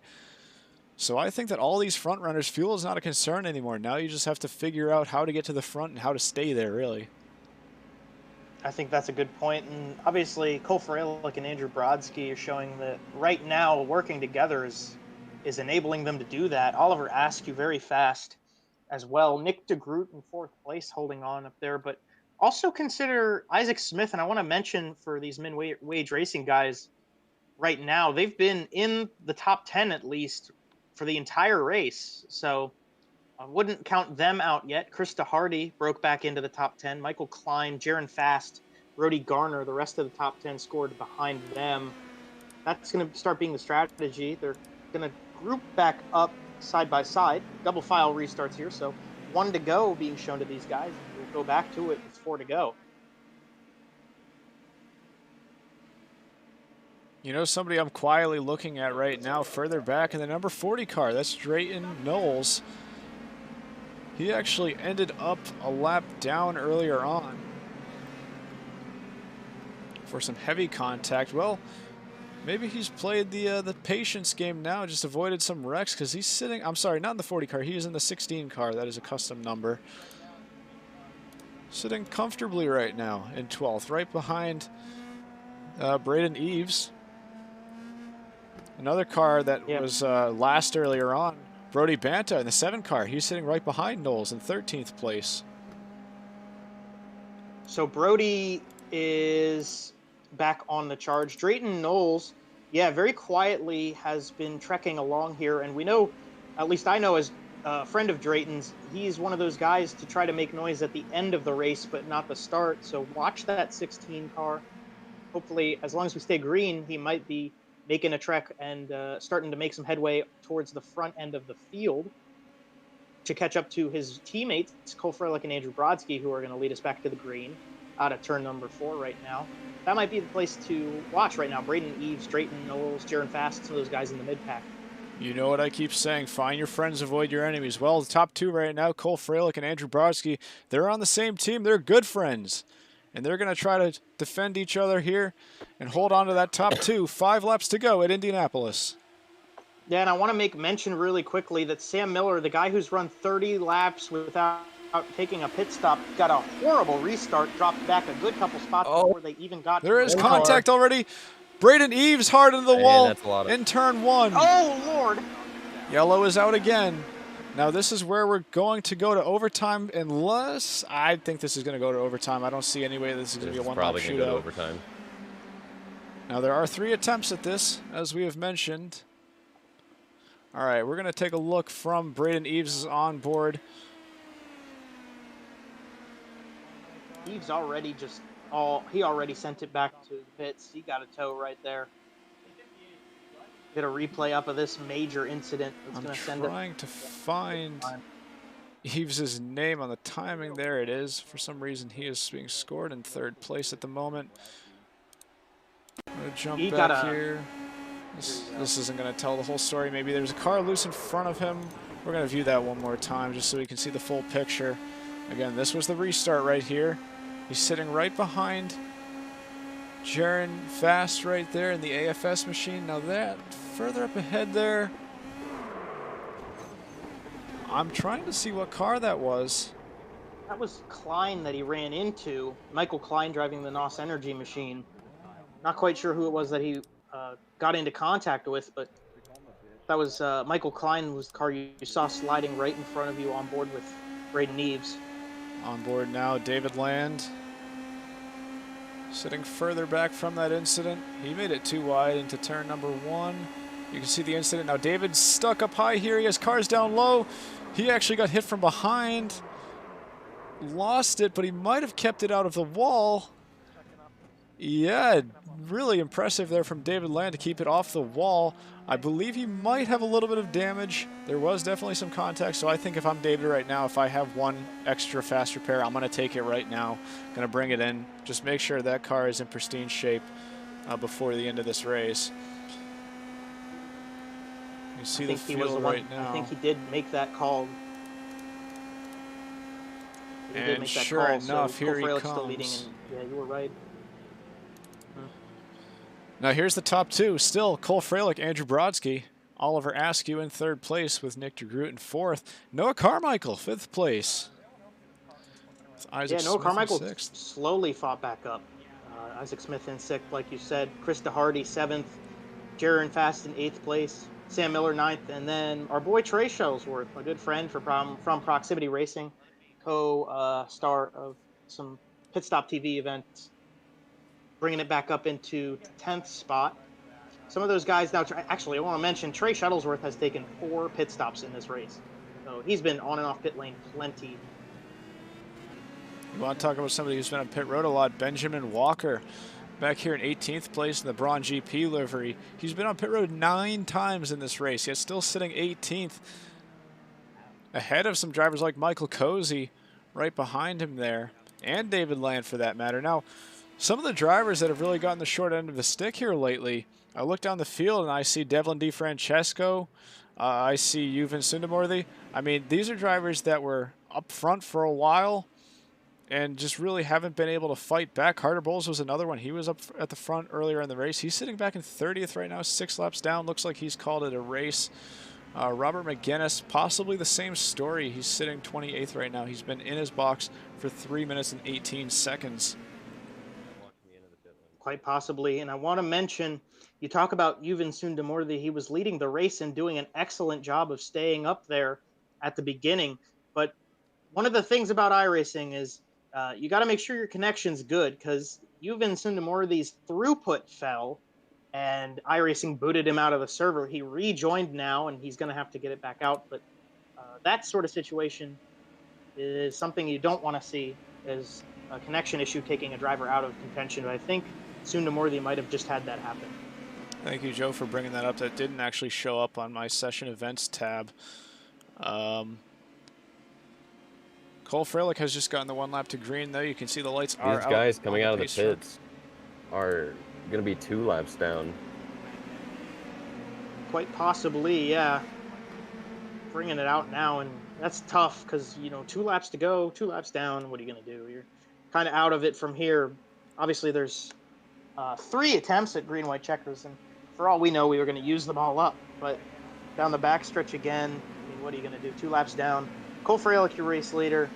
Oliver Askew in behind him in 3rd. Andrew Brodsky on the outside, and he's going to get help from Nick DeGroot, assumingly, at the restart. I think now is the time where the CFM boys might be a little conservative. I think that was part of their strategy coming into this race, was to try to get to the front at the end of the race, but not be the leaders. And we could see them kind of shake things up off this restart. I'll tell you what, how do you feel if you're Cole Freilich and Andrew Brodsky right now? Your team is 1-2, and look who you're holding off in 3rd place. Oliver Askew, the defending real-life winner of the Freedom 100. I mean, I'd say for Brodsky right now, he's just absolutely loving this to have his team up in the top 2 with coming up to 2 laps to go. I'll be honest, I'll be very shocked if this is actually 2 laps to go. I think we're going to end up using one of those extra overtime attempts, but we shall see. Highly likely, I would think we're going to see that happen. Green flag's going to come back out, and your race leader is going to be Cole Freilich to the line again. Andrew Brodsky jumped in right behind him in front of Oliver Askew. That was smart there from happen. CFM, really, just to let Cole get a jump, and then Brodsky can slot in right behind him. They didn't want to be side by side and let other drivers take advantage of him. You see Askew trying to make something work there on the outside. Doesn't quite work. He decides to slot back in between the 2 CFM teammates. Well, just stay patient, Oliver, because the field's going to catch up real quick right here. It's Krista Hardy and Noah Carmichael coming up right now. The purple and orange machine of Noah Carmichael with the Domino's Ari Leindyke throwback Krista Hardy. You've got Isaac Smith and Jaron Fast behind them. Those are 2 other teammates in this race right now. The inside line grouping up and staying together. We might actually get to the white flag here. Yeah, I'll tell you what. Maybe we won't have to use up those other green lights. I'll tell you what, they're coming right now to the white flag. It looks like we have pretty much 2 different groups here. One group up here, and then further back, they almost made it 5 wide there. Cole Freilich gets the white flag here at Indianapolis. Andrew Brodsky still second place. Noah Carmichael slots into 3rd, and Krista Hardy now 4th. Oliver Askew falling back all the way to 5th. He's trying to make something work on the outside there. They crash further on back. The green flag is going to stay out. We're going to get a finish here. Oh, there's contact with Askew. Askew might have just gone around there. He made contact. I'm trying to see who that was with, but Askew's done. Now it's going to be one of these guys up here. Is it going to be Freilich? Is it going to be Brodsky? Carmichael, DeHardy? I believe that's Nick DeGroot also in the mix there as well. Live timing is still not updated. Isaac Smith in here as well. Coming to the line at Indianapolis. Oh, Freilich. Going to hold on. Oh, contact. Krista Hardy's in the wall. Andrew Brodsky's going to look to the outside of his teammate. To the stripe. Cole Freilich. How about that? Winner of the Freedom 100 on iRacing. What a crazy race. That was 6/100ths of a second right there. Wasn't quite as close as the 500K back in May. But still, what a result from Cole Freilich. I mean, we weren't really talking about him that much earlier on. He sort of found his way to the front later in the race. He only made 1 pit stop. Really just had the whole race planned out from the looks of it. And he finds himself on top at Indianapolis. Thank you, Noah. We appreciate it. Wow, what a run to the line. I'm really surprised about that. Love to see it. Cole Freilich was the leader for so long, and just the way that this race went all the way up to the end, you wouldn't have expected the guy leading the way to hold on to it like that. But obviously, when you've got your friends behind you, Andrew Brodsky was a major factor in keeping We will get an Cole interview with Freilich out Cole. front. Yeah, they're making contact after the race there. Man, just those 2 CFM Esports teammates, 1-2 on that final lap. You just couldn't beat them. The top lane just got nothing working. Those guys in the bottom lane, they just waited to make their move in 3 and 4. You see Cole Freilich tried to make some burnouts work there. He got beached. I think that was Jaron Fast that just made contact. What a way to end it. Maybe Jaron Freilich not going to be happy about that. Maybe Jaron Fast is going to... Oh, he's stuck in the pit wall. Oh, and your race winner. He got absolutely robbed there. You can see Drayton Knowles. Maybe he's going to take... He got robbed of doing a burnout. Drayton Knowles sitting there on the bricks. Maybe he's going to do the burnouts for him. I think Jaron got mad that Cole was going to do a burnout on the bricks. You can't blame him. Let's bring Cole Freilich into the booth now. Cole Freilich, your Freedom 100 champion. How do you feel? I don't know what the hell I did, but it worked. You and Andrew really worked together there. Yeah, I'm going to be honest with you. After the contact with William, the car was broke. So I don't know how I even survived that long. God, dude. I can't believe I won that. Cole, when's the last time you won a race? A big race? Yes, not 305s 2 nights ago. God, probably NIS at Daytona a few months ago. It's been a long time coming. This is definitely the biggest race I've won, though. I know you had a tribute to your grandmother on the car there. I'm sure that she was proud of that performance. Is there anything else that you'd like to say about that result today? I mean, that must have been really intimidating, holding off a driver like Oliver Askew in the final laps there. Yeah, that was all Andrew on holding off Askew, and then I don't know what happened behind us. A big wreck. They said Oliver's out of it, and I was like, okay, just please, Andrew, stick with me. I mean, oh god, I'm out of breath because when I came across that line, I was screaming. Love to see it. That was Cole Freilich, winner of the Freedom 100. Let's see who else we can bring up here. I'd like to hear from team owner Andrew Brodsky about that one. I mean, he must be over the moon with that team 1-2. Andrew Brodsky, owner of CFM Esports, second place finisher. Walk us through that final lap, holding off Oliver Askew, pushing Cole to the win. Just what happened? Yeah, I'm really just pumped for the team. I mean, we had Hardy running up front with us, and it's just a really good race. Cole and I had a plan near the end, just trying to work together and see what would happen on the last lap, and it worked out pretty well. And I'm just happy the team got the win. Congrats to Cole, and yeah, excited. Yeah, I that was a team owner of sorry guys, CFM Esports, Andrew Brodsky. Let's bring in some more. Why don't we? Can we get third place in here? Oh, We brought in David Layan Oh, for a quick word. Oh, I'm live. Okay. Well, I David literally Layan, just stopped streaming. 23rd. Your race was terrible. Tell us about it. Yeah, it was disappointing. Unfortunately, when we got up in the lead pack, when the big wreck happened, I missed it. And 16 just was driving with his head up his butt and drove right into me. And then on the finish, I had a great run on Devlin. We were going to have a fun race for a top 10 spot there. And 16 did the same thing, just drove right into me. So it's unfortunate, but I had a lot of fun. I just kind of shadowed Oliver Askew there. And he was a lot of fun to run with. Supposedly he doesn't run a lot of iRacing. I don't believe him. I think he lifes it on another account because he's a damn good iRacer. It was fun to race with everybody. Thanks Kyle for putting this together, and I'm excited for the next event that you put together because I'm sure it'll be as fun and as big as this one. Well, thanks for participating as always. And I heard some right before we get in third place, I heard some tempers flaring there. Just real quick for a word. Drayton, Knowles, you're live on the broadcast. Hi, how's it going? Was saying was talking some, stuff about you Well, and him. I don't I don't think that was me. I think he. There's I was two going to say, number 16s. I think he was talking about the actual iRacing number 16. I don't care. Wallachin. Drayton, let's say that was you. Let's say something. First of all, I have to promote the Bathurst Challenge. Thank you to them for sponsoring it. This December 16th, 2020. Just go to the ASRA Discord, ASR America on Instagram.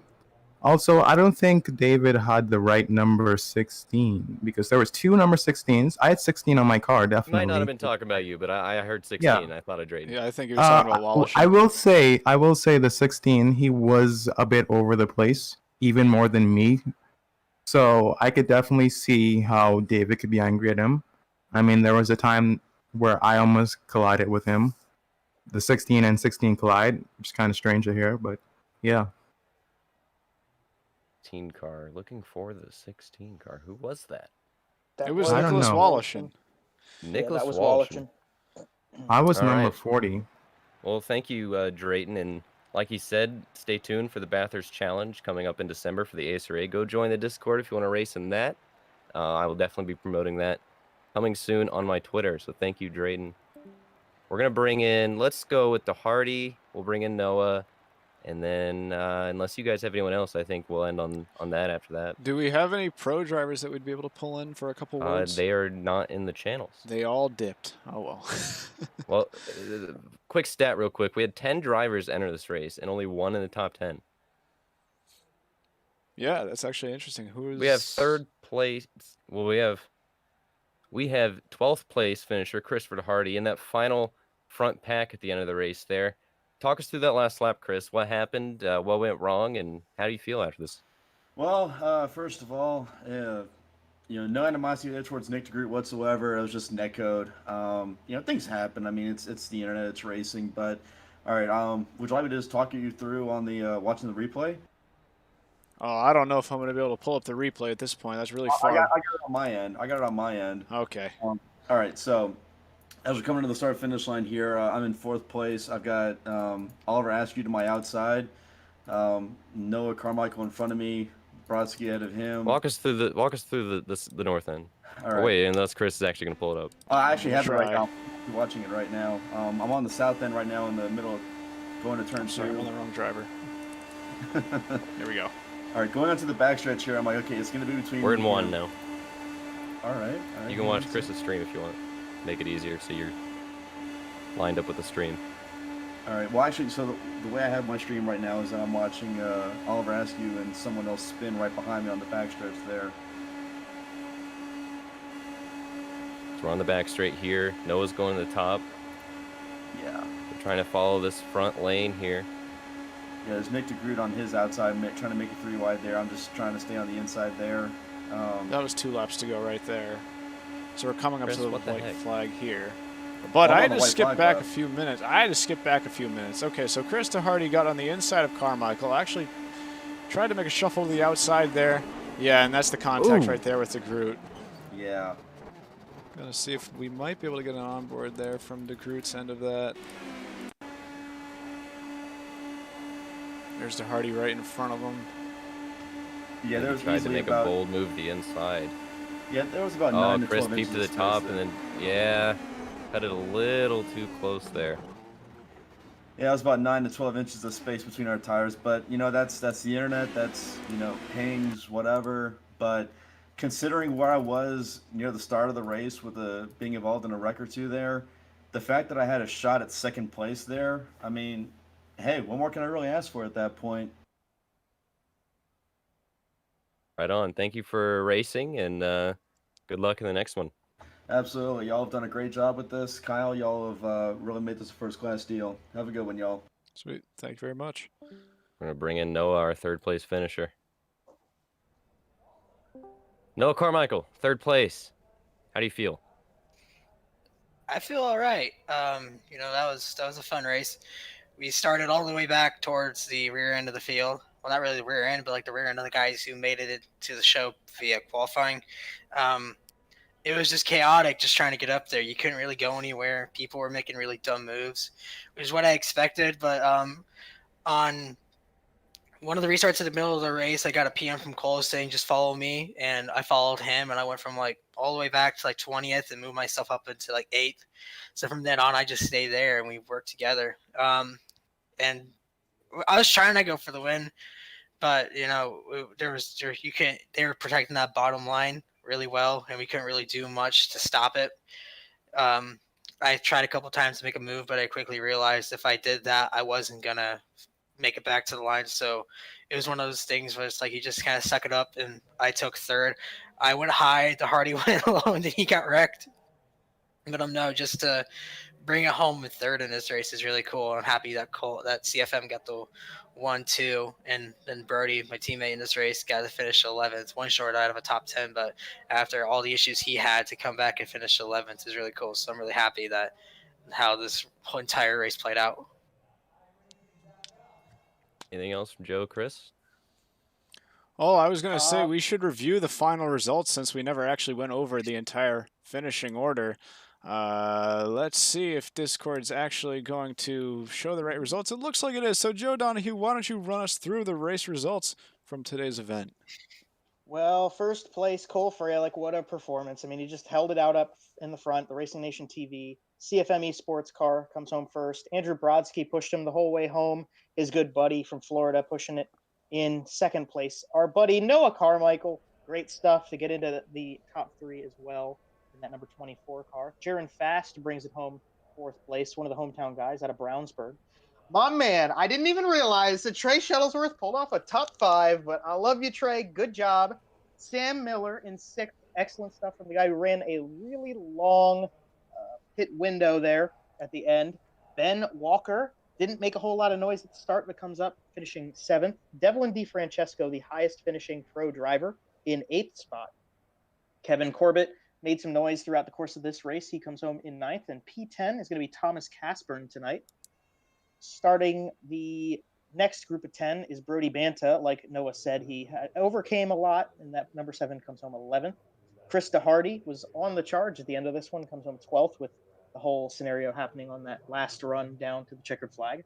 Ryan Dyer, part of the situation, and actually had a couple incidents throughout the course of the race, rallies it back to 13th. Cozy comes home 14th, so good job for Michael to at least stay in the top 15 throughout everything he had to endure tonight. Grant Tim's going to round out your top 15 in the number 14 car. And then we've got Oliver Askew, not quite sure fully what happened at the end down the backstretch, but he was in contention up to that point. Nick DeGroot was another one, came up to the 17th position at the end of this one. Isaac Smith in 18th, the driver out of Brownsburg, right in front of Hunter McElray from New Zealand, another pro driver, in 19th. Rounding out your top 20, William Paisley in that number 44 machine. We're going to jump it back to 21st on the final order, and we'll see who came home there on your screen. Oh, I'm sorry. Jeff Paisley, his so that's his dad, William and Jeff being the father-son. Nicholas Woloshin, number 16 on the grid, actually finished technically out of the race as per your timing and scoring. David Land, 23rd spot, right in front of Robert McGinnis. And then Yuvan Sundamorthy, who had a connection issue at the very ending of this race, unfortunately took him out of it. Brody Garner in 26th. Michael Klein, the USAC driver, in 27th. Drayton Knowles, we talked to him, finished 28th. And like he said, he was not the number 16 car causing the issues tonight. Braden Eves finished P29. At least he made the race from the last chance showdown. Carter Bowles, like we had mentioned earlier, I think he tapped out a little early tonight in 30th. He had a connection issue, so he just left. So he just left it out. Ryan King, another one who did not get to the finish line tonight, finishes 31st.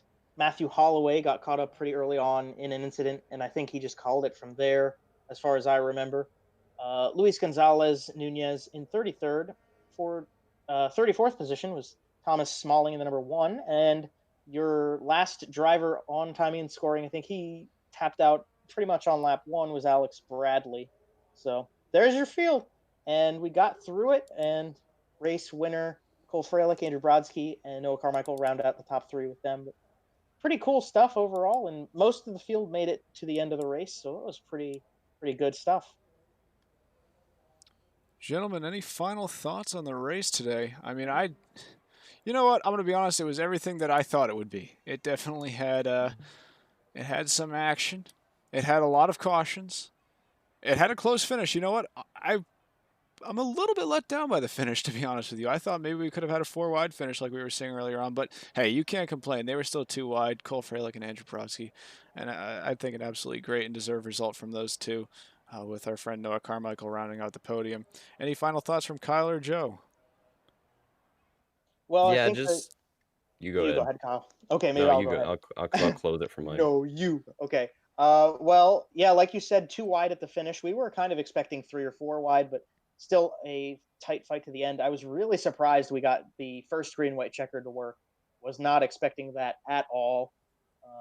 For the most part, I think the green flag stints we got were pretty good. We got a lot of them. I was surprised at how long we actually stayed green in the mid-race. And just overall, a really great turnout and a really great cause. I think it shows the capabilities and the possibilities of what this type of racing does, not only for fans, but for drivers and for the Indianapolis Motor Speedway. So it's just a good time, and hopefully everybody enjoyed it.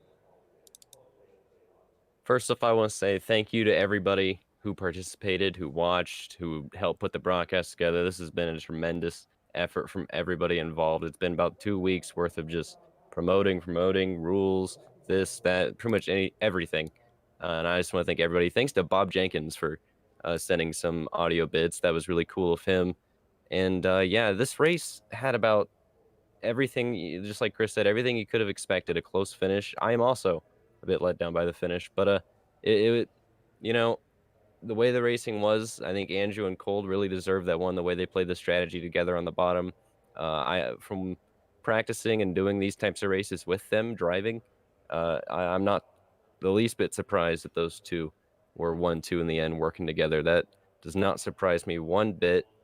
The pro drivers, being up there early, getting in some accidents, and then only one of them finishing the top 10, that being Devlin DiFrancesco, is a bit surprising, but it also wasn't surprising to see them up front.